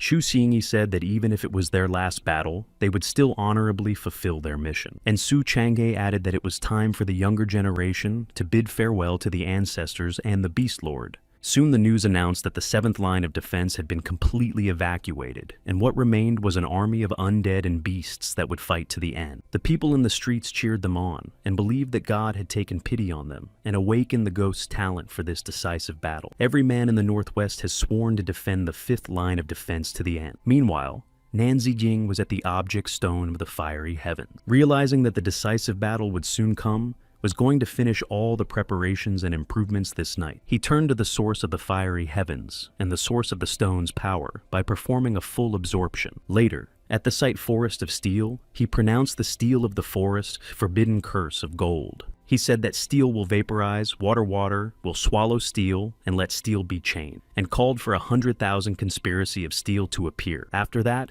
he and Chu Tian arrived at the volcano source site. There he asked the lava dragon ruling over the mountains and seas to consume the sky and destroy the earth. And he called for 100,000 strong lava conspiracy to appear. He was going to use a maximum level star control spell, but if he used it, even the blue star wouldn't be able to resist it. And he realized that in order to use it, he had to wait for the decisive moment. He said there were still spirit beasts and the magic seal, and there were many places on the continent where you could tame animals and summon spirits. Nan Ziyang put his hand on the ground and called out for the predecessors of the past eras to awaken. He called for the Guangdong defenders to rise up and go into battle, and the immortal souls appeared before him. One of them said that they would have to overcome countless difficulties and go through all the trials. Another that rivers and mountains for thousands of years have relied on brave sages whose achievements have been passed down from generation to generation. The others supported them, saying that the sun is shining brightly, the mountains are like fire, and victory is guaranteed to them. The system alerted Nan Ziying that the summoning of the ancient heroes had reached the maximum level, and he ordered them to prepare to defend the fifth line of defense. Then he said that all the lands under the heavens are the sovereign's land, and all the way to the end of the earth, there is no one who is not his subject. Activating his beast power, he summoned poisonous insects and vipers, and then told all mutated monsters to obey his orders. The system alerted that the Soul Tamer's level had been raised to the maximum level. He began to awaken the ancient power and strengthen the beast summoning, and he ordered everyone he called to follow him to the fifth line of defense. But then suddenly, he felt bad and bowed to the ground. Chu Tian said that he had expended too much energy and couldn't continue like this. But he told her they had to do it no matter how hard it was, because they didn't have time. O said that the balance of power was not too good, and asked her to help her get to the fifth line. She said she would listen to him. There at dawn, he cast the spells of the Fire Purgatory Infernal Weapon, and the Spike of the Abyss, activating them for 10,000 kilometers. And then he called on the numerous battle formation to save the whole of China. The system alerted that the spirit source had reached its maximum level, and all beings of heaven and earth could be summoned into battle. He began to combine all 5 talents into one. A huge hemisphere covered him, and Chu Tian began to worry about Nan Ziying. The process of combining talents was very painful for him, and he screamed when the powers increased. The espers who were waiting for him were overjoyed when they saw that they were back. Approaching them, Nan Ziying said that they had returned just in time. Chu Tian ran up to her brother and hugged him, saying that Senior Nan's hair had turned white. Chu Xingyi calmed her down and said that everything was fine and he was by her side. Qin Ying and Qin Sui approached Nan Ziying and asked him what had happened to him. He replied that it was a sign that he had completed all the preparations for the upcoming battle. Su Changyi asked if this meant that he could now reveal all the cards. He replied that now he could really talk about himself and his plans. The news reported that the outsider armies were rapidly crushing the defense line. Nan Ziying was already preparing to make a speech to the people. Addressing the soldiers and people of the fifth line of defense, he declared that the outsiders were close, and before the decisive battle, he must tell everything. He said that the so-called 5 divine geniuses of the Northwest are actually one man, and it's him. Standing in front of the huge screen, people on the street did not understand how such a thing was possible. They asked who he was and why he was trying to sow confusion and undermine morale. He prepared to take off his mask and informed the people that he was Nan Ziying. People couldn't believe that the very deserter everyone despised was the 5 divine geniuses. Zhang Yuman was also watching this broadcast, and although she had suspected before, she still had a hard time believing it. Su Leng was also surprised that it was Nan Ziying, and Kair said that it was nonsense and an insult to their idol, and wanted to go and deal with him. The members of the herbalist group didn't believe it either. They said that he was a worthless person who dared to pretend to be a beast tamer. Realizing that he was not believed, Nan Ziying showed his abilities in front of all the people, after which he asked if he had now earned the right to speak further. His sister watching the broadcast said that even if the world collapsed, her brother would finally have the time of his life, and his father added that he'd been working in the shadows for a long time. The Espers were also happy that their benefactor could now drop the mask and be himself. Su Chang'e said that it was long overdue. Nan Ziying said the outsiders are advancing and he's taking command, and Wang Zai will take command of the army to defend the northwestern cities. The range workers were also watching the broadcast, and Xiao Lu said that she had always said that he wasn't just Director Nan and that he was their god. He said the forces are concentrated on the 5th line of defense, and if they lose, there's no turning back. After all, even their best training might not be enough. He wanted to gather a squad of about 10 people with complementary superpowers to enter the Void Gate together and launch a counterattack. The first to volunteer was Chu Tian, who was an old god-level spatial prodigy. She said that after entering the gate, she would take care of everything. Chu Xinghe also wanted to join the counterattack squad. He was a genius of the 130th generation of the Chu clan at the peak of the god level and gifted with a field aura. Su Chang'e said and counted him. He was a spirit control master at the peak of the ancient god level. Qin Sui and Qin Ying also wanted into the squad. They were ancient god level plant spirit summoners. Lan Changkun appeared gifted with the water elemental level of an ancient god. The affairs of the Eastern Sea were controlled by his kin, and he wanted to join the squad as well. Everyone present saw someone on a motorcycle approaching them. It was Zhang Yuan, who could provide them with ammunition. She reminded Nan Ziying that he owed her favor. She asked him to take it, and then this debt would be repaid. He replied that with her talents, he covets cadres like her. Su Leng, a level 10 perception gifted person who arrived by car, has said that there was no danger in scouting, and apologized for her past rudeness. Care was with her, a 10th level time retrospection gifted, and she said she would be useful in the exploration as well. Nan Ziking was approached by his sister, and said that his father was very worried, so she would go with him. She said that the battlefield had recently awakened healing abilities no worse than Hua to himself in his new life. More Chen Lanyi and Su Xiaonan arrived, saying that the path was dangerous and one healer would not be enough, and asked Nan Ziying to give a chance for underestimating. He thanked them all and said that since that was the case, he was declaring the rapid counterattack squad officially formed. The strangers were already advancing, and they needed to prepare for battle immediately. All of Nan Ziying's previously tamed beasts were still fighting the attackers. The undead were also trying to defend themselves to the last and protect the retreating one. General Wang Zai told his fighters that they had a 50-fold reinforcement and no enemy would slip away. Nan Ziying in front of the Void Gate commanded the counterattack squad that it was time for them to start the battle. He said to follow him to tear down the gates of the Void and end the cursed world of evil. After passing through the gate, they found themselves near a small house. Chu Tian said that she had created it for everyone, and that time in it flowed synchronously with the outside world. She said, "You can cook in it to rest treat wounds and store things." Chu Tian added that they could consider it a separate little universe free of interference, and she called it a nest of peace. Nan Ziying heard all this, and said that in their time with such a mission, they shouldn't be so relaxed. Su Chang'e reminded him that he was human, and asked him how many days he could last without food, water, and sleep. Would they be able to deal with the outsiders in that time? They said it was just a weight on his shoulders, and he needed to remember that they hadn't slept in 2 or 3 days, and they asked if he'd even noticed that he'd gone gray. In any case, he had to look at the house with just one eye because it was Chu Tian's concern, and adults shouldn't disappoint children. Coming closer, Lan Changkun said with surprise and joy that this was literally his dream house. The others, seeing his reaction, decided that they looked brutal next to him, and they were surprised that this old young man had a girl's heart. Nan Ziying asked Qin Sui and Qin Ying if they were curious. They said that they had sworn to follow him. Then he suggested that they go and take a look at the house. Opening the door, Su Chang'e said that there was a reason why these wooden brother and sister were the summoners of plant spirits. Once inside, he froze and began to look around in surprise. The others also went inside, and after seeing the situation in the house, they decided that Chu Tian had mental problems. She said it was her own blood. It felt like they were all going into eternity with peace. Chu Tian said that seeing how much they all liked it made her feel better. Nan Ziying said it's a style like living in the face of eternity. She replied that it was nothing so profound, but that she had thought of everything in advance. Su Chang'e lay down and said he was going to sleep, and Lan Changkun said that it was cozy, although it was creepy, but if you close your eyes, you can't see anything. Some of them were about to plant some vegetables. The women decided to check the kitchen and the storehouse, as well as to find a first aid kit and a medicine cabinet. Claire assumed that the first aid kit should be in the bathroom, and asked if there was one. Chu Tian pointed in the direction of the bathroom.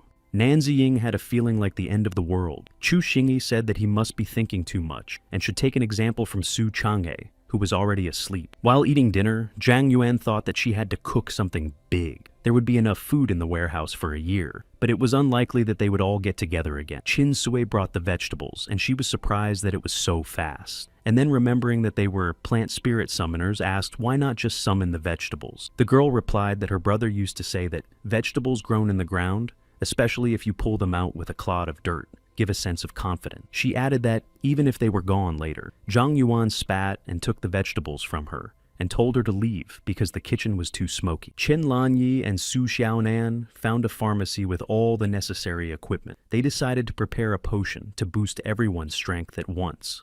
Nan Ziying's sister found the treatment room, and seeing the single white sheet there, thought that Chu Tian must really be a bit of a freak. Chu Tian teleported the house another 300 kilometers away from the gate, and it was decided to set up scouting posts at a distance of 30 kilometers away from the gate. Care asked that if she could create such mini-universes, why not just create a new Earth and move people there? At this, Chu Tian sneered at her lack of breasts. Care got angry, and Su Leng held her back, saying that she was just telling the truth in front of her face. Chu Tian replied that a flat chest is no big deal, as long as she's alive, and she sacrificed 50 years of her life to create this nest. Hearing this, Kair apologized and Chu Tian smiled, thinking that adults were too trusting. Meanwhile, Zhang Yuan had already brought the dinner and said that she didn't know their tastes, so she made a little bit of everything. Everyone could smell the delicious smells of the food. While everyone was together, Nan Ziying wanted to tell them about the battle plan. Lan Changkun suggested that he eat first. Chu Xianhei said the teleport portals are ready. One of them leads to the 5th line, and the other to the gate and the scout station, where there is a separate communication channel. He said that Su Lan and Care will be on duty at the recon station.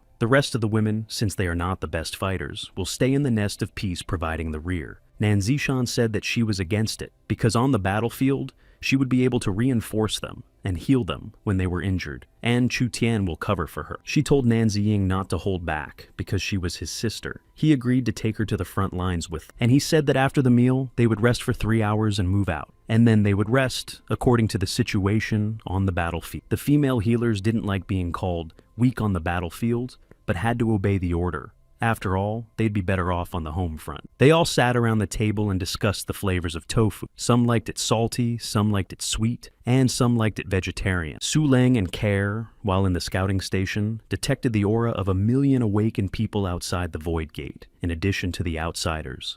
Judging by their robes, it's 1 million Buddhas from the country of Asan who have defected to the enemy, as they said on the news. Their minimum level was 8th level, and their maximum level was Old God level. Chu Tian asked if they were willing to open the door to enter the other world. Everyone present got ready and said she could open the door. As soon as they passed, they were met by Buddhas recognizing Nan Ziyin. They said that they had heard that he was going to storm the Gate of Emptiness, and they had been waiting for him for a long time. They said the outsiders are the true gods, but that's an illusion, and only the great free Buddha is real, and he is merciful, but only if they surrender. Lan Changkun said he's not going to give up, and they're acting like saints even though they've been mutts themselves for a long time. His words were echoed by Su Chang'e, who said he was going to smash him today, and then we'll see how Buddha Rising will save him. And having prepared their superpowers and weapons, the fighters of the counterattack squad rushed into battle. Their opponents called them fools and said they would have to turn them by force of diamond power. The Golden Buddha began to attack, and a huge fist flew into the counterattacking squad. Nan Ziying managed to repel the attack in time by splitting it with his weapon. Curry said that the Buddha's golden body cannot go to the other world and cannot be destroyed. Meanwhile, Chu Xingyi entered the battle by activating the aura field defense. The battle was being watched from the scouting station. Su Leng saw that the Buddha's power surpassed theirs, and the golden body of the Buddha was splitting and combining to drain their strength. Nan Ziying realized that in such a case, one could not fight to exhaustion and needed to break their formation first. But the enemy had already used the Diamond Law technique, and 10,000 fists in one. A multitude of golden fists targeted the squad. While in the protective cube, Nan Zishan said that they wouldn't even get close to them that way. Chu Tian said that it would be easy to get close to them. Just then, Nan Ziying shouted for her to help, and Chu Tian started the teleportation process. Golden Buddha and Curry only had time to see them disappear. A second later, they appeared unknown from nowhere, and Nan Ziying had already swung to strike the Forbidden Thunder Shura caster. Curry shouted that they quickly needed to activate Prajni's diamond mantra and activate the protective barrier. Nan Ziying said that he would take on the leader and the others, while the espers were to deal with the 4 diamond guards. The plan seemed great to Su Changhe, and everyone would get one, and the wooden brother and sister would get one. Qin Ying interrogated whether he meant them by calling the wooden brother and sister. Throwing himself into the attack, Su Changhe stated that this was the puppet thread arena, and asked Curry what tricks he had, and told him to blame it on him. Meanwhile, Chu Xinghe began to fight the old god-level guardian by applying the aura of the isolation field. Appearing behind the guards, Lan Changkun applied his superpowers to veil the waters of isolation. Deepak, the guardian, turned around and said that the supreme virtue nourishes everything without rivalry, but he was going against its path. He retorted that he was doing nothing of the sort. Meanwhile, Qin Sui and Qin Ying used a forest of thorns against the guards. Guardian Raj pronounced Amitabha and said it was lazy to waste words. Nan Ziying called for the souls of those who had gone to the other world to rise up and fight for him. And by activating the diamond power, he ordered the souls to deal with all the Buddhas. Walking away from the hordes of souls, the old man said he had amazing powers, and no wonder the gods appreciated him and wanted him to join their ranks. He said that greed, anger, and ignorance are the 3 poisons of Buddhism, and he is steeped in all of them. He craves peace, hates gods, and is blind to karma. Realizing that it was a mental strike, Nan Ziying told him to shut up. He cast a forbidden spell, the elemental sound of the coming of the 10,000 tribes. And rushing to the old man, he said that all his life he hated those who pretend to be gods and trick people. He said he was willing to become a Shura for the sake of the people, and they were trampling on his brothers for their Buddha, and attacked and asked who the demon was. The old man defended himself with a diamond mantra. Uttering the forbidden spell Fierce Flame, Shura Nan Ziying attempted to break through the protective field. The old man said that he was full of disrespect, and it seems that without revealing his true colors, he would not submit, and called the great sun Buddha. Nan Ziying asked if this appearance was from outsiders. And doesn't Buddhism teach that all appearances are an illusion? And he's not very good at practicing it, clinging to the guys like that. He replied that he didn't know anything, and said that he was a Shakya incarnation of the Buddha himself. He replied that he had never met a Buddha with such a fragile ego. Shakya said that his sins were great and he would cast him into hell without end in the 6 worlds of samsara. Taking cover from his attack, Nan Ziying said that it was not for him to drag him to hell, since he had long since been there. He said he was wrong to think he was the only one who knew arrays, and he would show him the real hell, and activated the 5 elemental hell array. The old man couldn't believe that such a thing was possible, and his divine array fell very easily. Nan Ziying said he's not a god, and his array is an empty showpiece, and if he has no more trump cards, it's his turn. He cast the forbidden spell, Lava Shura, and a huge red dragon appeared. The old man dodged it by using cloud flight and wind subjugation. He applied the diamond mantra for protection, and Nan Ziying cast a forbidden ice Shura spell, and a second dragon appeared. After that, he applied a golden lock array of shackles, and the old man's protective field was shackled by chains. His defenses disintegrated, and he shackled himself, begging the foreign gods to save him. Then Nan Ziying saw that he had disappeared, and thought that an S-class of outsiders had appeared. In the past life when they first appeared, humanity soon fell. Suddenly he heard his father's voice asking him to save him. Holding him back, Shakya ordered him to surrender, or he would send his father to the next world, and he must submit to the alien gods who were interested in him. Meanwhile, Qin Sui and Qin Ying were fighting one of the guards. He applied the parasitic shell cleansing, while they covered themselves with the root plate shield. Seeing that the old man was threatening their benefactor's father, Qin Sui and Qin Ying decided that things were bad. And when they were distracted, the guardian attacked them, but Chu Tian managed to teleport them away in time. When they were transported, Nan Zishan used holy healing, and Chu Tian said that she would delay the guards and then help the elder Nan save his father. While in the protective cube, she applied spatial teleportation, but the guards said that she was not in the mood for it, reached out his hand and used his powers to tell her to get the hell out of here. Meanwhile, Chu Xinghe was fighting another guard. He said that no one should be distracted and one should trust Nan Ziying and focus on the battle. Su Changhe, holding one of the guards, said that he did not need guidance and should take care of himself. and don't expect him to be distracted. He said the whip the guard used was short and didn't even reach him. The old man called him insolent and said that he dare not desecrate a divine artifact. The Buddha who fought Lan Chang-kun applied Shiva's god punishment, Scarlet Lotus Flame, but he defended himself by saying that it was just fire and poison, and they made it sound like a deity. He added that he was a born fireman and his element was the sea. Threatening Nanziying's father, Shakya asked if they were really not afraid that he would destroy him, and said that he should kneel down and submit. But he just said he wanted to ask his father a question, and asked if he really wanted him to get on his knees to save him. He shouted that it was a strange question, and of course he wanted to. He asked if he wanted to see his father go to the afterlife. Chu Tian came over and said that she could teleport Uncle Nan closer, but Nanziying said that she should just teleport him closer. Shakya told him not to do any tricks, or he would send him to the next world in a heartbeat. But the man had already teleported away and was behind him swinging around and saying he just wanted to save his beloved father. He threw a punch and said he underestimated his father too much, and told the S-Class outsider to show his true colors. Appearing before him in his true form, the monster asked why people didn't value family ties, or if he'd gotten his game face on somewhere. Nanziying replied that a creature without emotions would never understand what it meant to be human. The monster said that he would prefer him to join him, and this was his last privilege, but he said he didn't have to, and he was going to the other side. He called him a stubborn worm, and told him not to blame him for his cruelest methods, but Nanziying prepared to attack and said stop talking. After giving him a lava strike, Nanziying said that his abilities were just empty bragging and illusion, and his attack and defense are weak. He added that these millions of Buddhas have succumbed to his charms, chasing the illusion of appearance, but his obsession is to get rid of them all. The monster said he can't believe he doesn't care about his father's life, and if he was calm before because it was fake, now it's real. Before Nanziying knew it, pictures from his life began to pop up in his mind. He saw little himself in his father's arms when the decision was made to name him Nanziying. Then he remembered a time when he was wronged and went to his father to complain. He asked him if he had fought back, but Nanziying said he was afraid. His father then told him to try not to be afraid, but to fight back. And even if he couldn't overpower the crowd, he should stick to one and beat him the next time he did so. After throwing one of the offenders to the ground, he began to beat him. The others called for help, shouting that Nanziying had gone mad. His father, watching from the corner, thought that now no one would dare to touch his son. Later, when my father was wounded on the battlefield, he asked how he got so badly hurt, but he said he only had a couple of scars, which is quite a feat. And this time, when the veterans were called up, his father went to the battlefield, saying it was his duty. Nanziying asked the monster how he knew all this. He replied that he knew everything from his father's mind, and calling him a miserable insect, he said that with his powers, it would be easy to send him to the next world.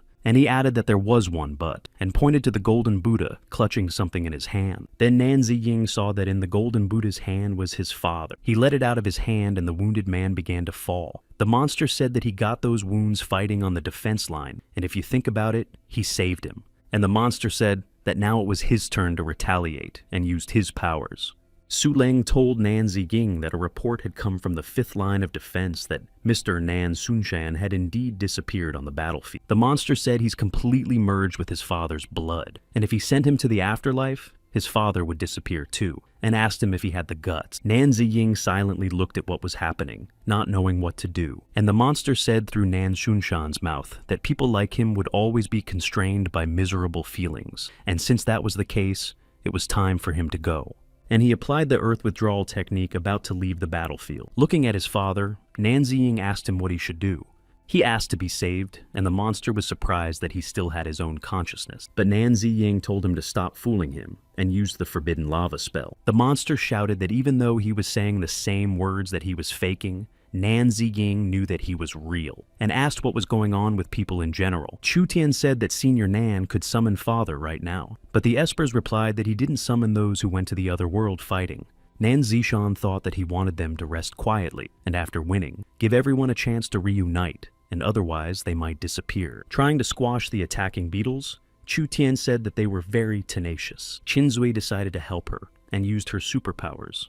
One of the guards appeared and called them scoundrels, and asked him where his true form was and where they had put it. Qinzui told her brother that he should go and clean up his own problems instead of waiting for someone else. He replied that he should go and clean up the battlefield. At dawn, Zhang Yuan teleported over to them and brought everyone breakfast. After accepting the trays of food, Su Chang'e was amazed at her hard work. She said that she only had these skills and had to work hard not to be kicked out. She told everyone to start eating, and Chu Tian asked Su Leng and Zhao Keir to teleport to them. The remaining espers led by Nan Ziying meanwhile looked around the devastated battlefield. Nan Ziying asked Qin Ying to plant a tree for him, where his father was left. Otherwise, he was afraid he wouldn't be able to find him later. When the monster grabbed Nan Xunshan, he told him that they had explained everything, but they would not understand it. That's why humanity continues to live and fight. And at that moment, before tackling the monster, Nan Ziying apologized to his father for what he was about to do. Sitting on the ground and crying, he vowed that the day of reunion would come, but now he must sleep in peace. And he added that when he cleaned up all that yard and brought it home,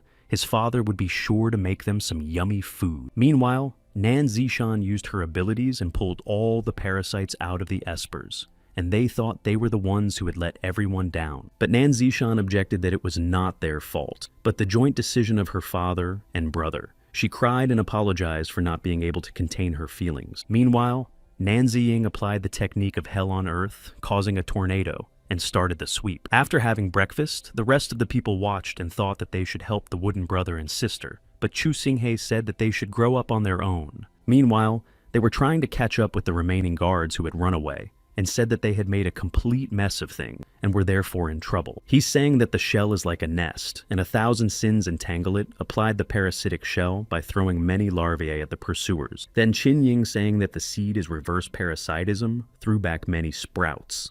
The sprouts encircled the parasite larvae and restrained them. The guardian said that sins are soil, and he is his own judge in Sansara.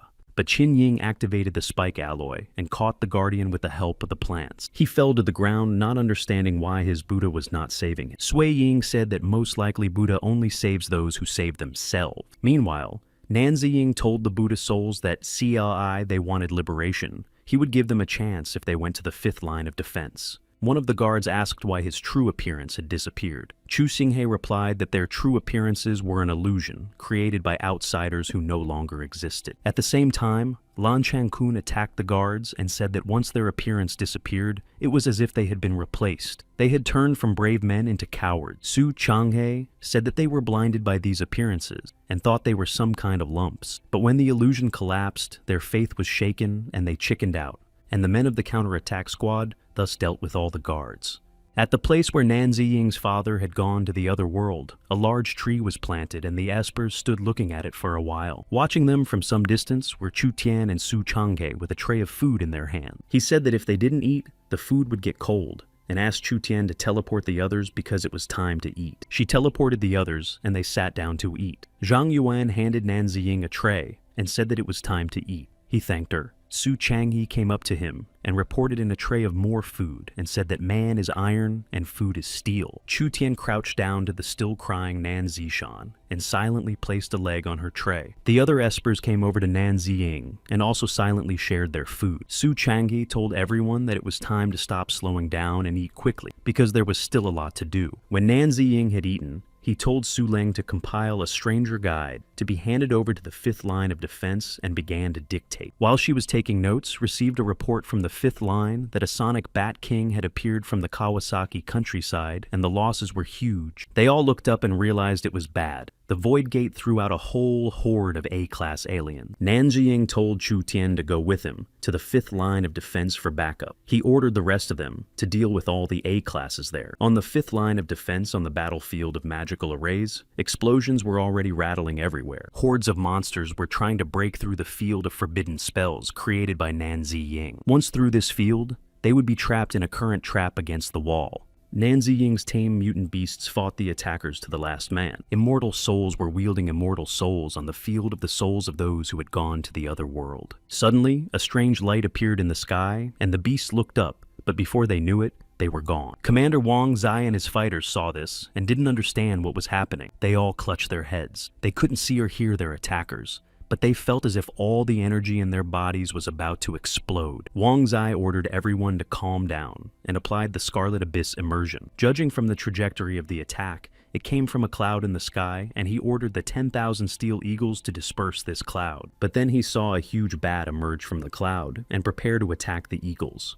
He shouted that they are aliens that look like bats. They make a sound that people can't hear, and it's like a sonic attack. The Steel Eagles were defeated, and the general realized that their sound waves were causing an explosion of energy in their bodies, and that was S-class power. He ordered all those awakened on the battlefield to immediately retreat to underground shelters and conserve their strength, and Nan Ziying had to be informed immediately. At the same time, at the slaughterhouse, the workers were fighting mutants. Since the awakening of their gift, the mopping up had become much faster, and everyone could feel their power. But suddenly, under the influence of the ultrasound, they all grabbed their heads and fell to the floor. The sound waves spread throughout the city, and people could feel them. Arriving at the 5th line of defense, Nan Ziying realized that this was a sonic attack and needed to urgently muffle the sound to keep the city's fighting ability intact. He cast the forbidden spell of the sound element, Great Sound Soundless, and then created a soundproof dome 500 kilometers long and activated with a gain of 10 billion. Upon realizing that the sonic attack had been lifted, General Wang Zai realized that it was Nan Ziying and ordered the soldiers to follow him into the attack and continue fighting. The slaughterhouse workers didn't realize what it was, but they thought there was a creepy opponent on line 5. They decided to go watch the live broadcast. Nan Ziying asked Maupetit to teleport him there and work in conjunction with him, and in a second he was already in close proximity to the bat. But he didn't have time to attack, because the enemy flew away at breakneck speed, and he realized that he would have to strike with lightning. First he cast the Forbidden Wood spell to strengthen, and then the Forbidden Lightning Strike spell. Lightning struck, but the bat dodged it. Nan Ziying was surprised at the speed that even the lightning could not keep up. He realized that he couldn't be hit by normal attacks. Then the Bat King summoned darkness, and everything around him began to fall into darkness. But Nan Ziying cast a Forbidden Light spell that pierced through the impending darkness.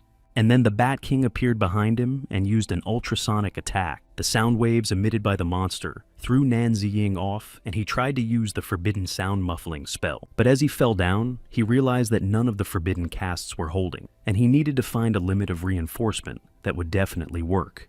He began to try using muffling first 10 times, then 100, and then 1,000 and 1,000,000 times. He knew he couldn't prolong the battle of attrition, but to neutralize the sonic boom would require a lot of reinforcements, and he had few stone. Just then, Chu Tian appeared from the portal and said that the monster's attacks were hitting too wide. She also said that the soundproof dome over the city was too big and thin and would break any minute. Then he cast a forbidden sound muffling spell with an amplification of several billion. But even that wasn't enough, and he asked Chu Tian to find a way to teleport him and the opponent away from the 5th battlefield. Chu Tian did not have time to fulfill Nan Ziying's instruction, as a Bat King flew at her from above. It emitted an ultrasonic signal, and she began to tumble downward from the pressure of those waves. Nan Ziying applied a wood protection spell, and she was picked up by the tree branches. Wang Zai then picked her up and had to take care of her. The Bat King approached Nan Ziying applying ultrasound. He cast a forbidden sound muffling spell for X 1,000,000, and then activated the forbidden spell sound interference, deciding that since normal attacks don't work,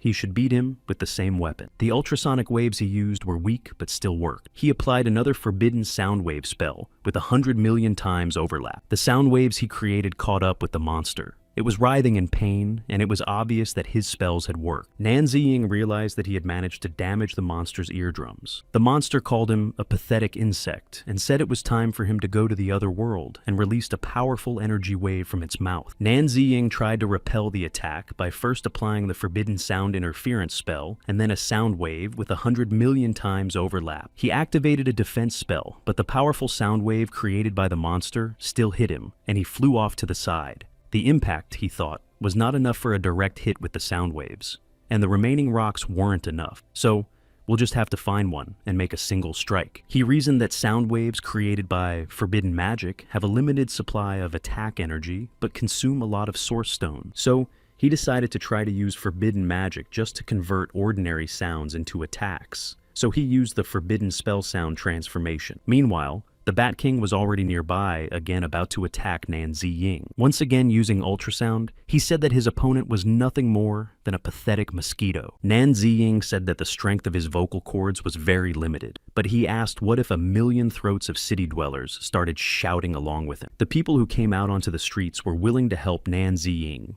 and the Bat King realized that they were capable of breaking his ultrasonic waves.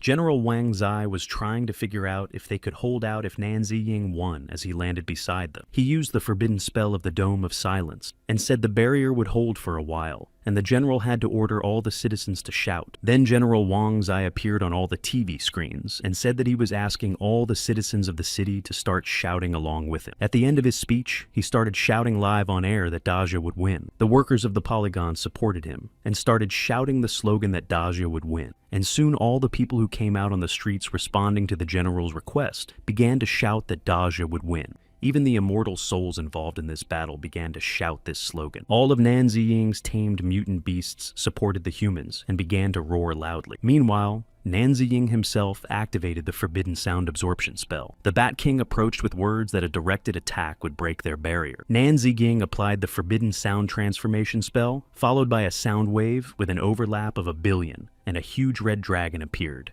But the Bat King still continued to attack by applying a directional sonic boom. The huge red dragon moved towards the sound wave released by the monster, opening its jaws and intending to devour it. There was a powerful explosion, but the dragon summoned by Nan Ziying remained unharmed. The dragon grabbed the Bat King so that he couldn't move and opened its huge maw over him. Nan Ziying shouted that it was time for them to hear the dragon roar of the Daja people and repent of their arrogance towards humanity. The huge red dragon roared deafeningly, and the Bat King was getting closer and closer to its maw.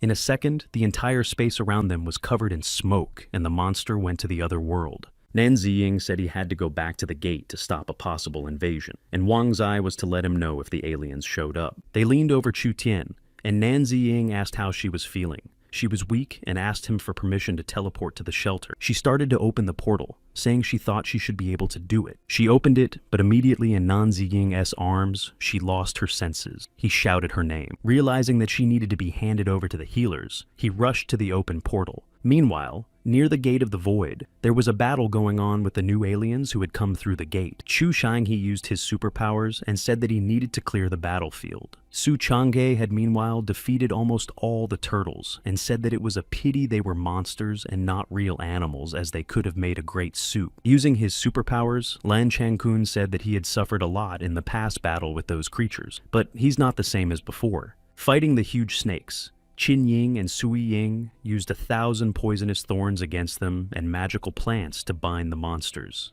When they finally dealt with all the monsters, Su Chang'e said that breakfast failed, like it never happened, and he was hungry again. Shu Xingyi wondered how Nan Ziying was doing. Lan Changkun said that at this time, no news was also good news. Looking up, Chu Xingyi thought that after teleporting the wave of monsters, the gate would stop working for a while. There must be a principle behind their appearance. Su Chang'e listened to his assumption and said that he must have found out something new. Deciding that it was necessary to record all the teleportation gate emissions, Chu Xinghe asked Su Leng to record all of it and the levels of monsters carried. After listening to the young man's instructions, Su Lan agreed to record all the information. But then strange lights appeared from the void gate and another rift formed. Su Chang'e looked up and realized that a new rift had appeared, and seeing the lights, he asked bewilderedly what this stuff was.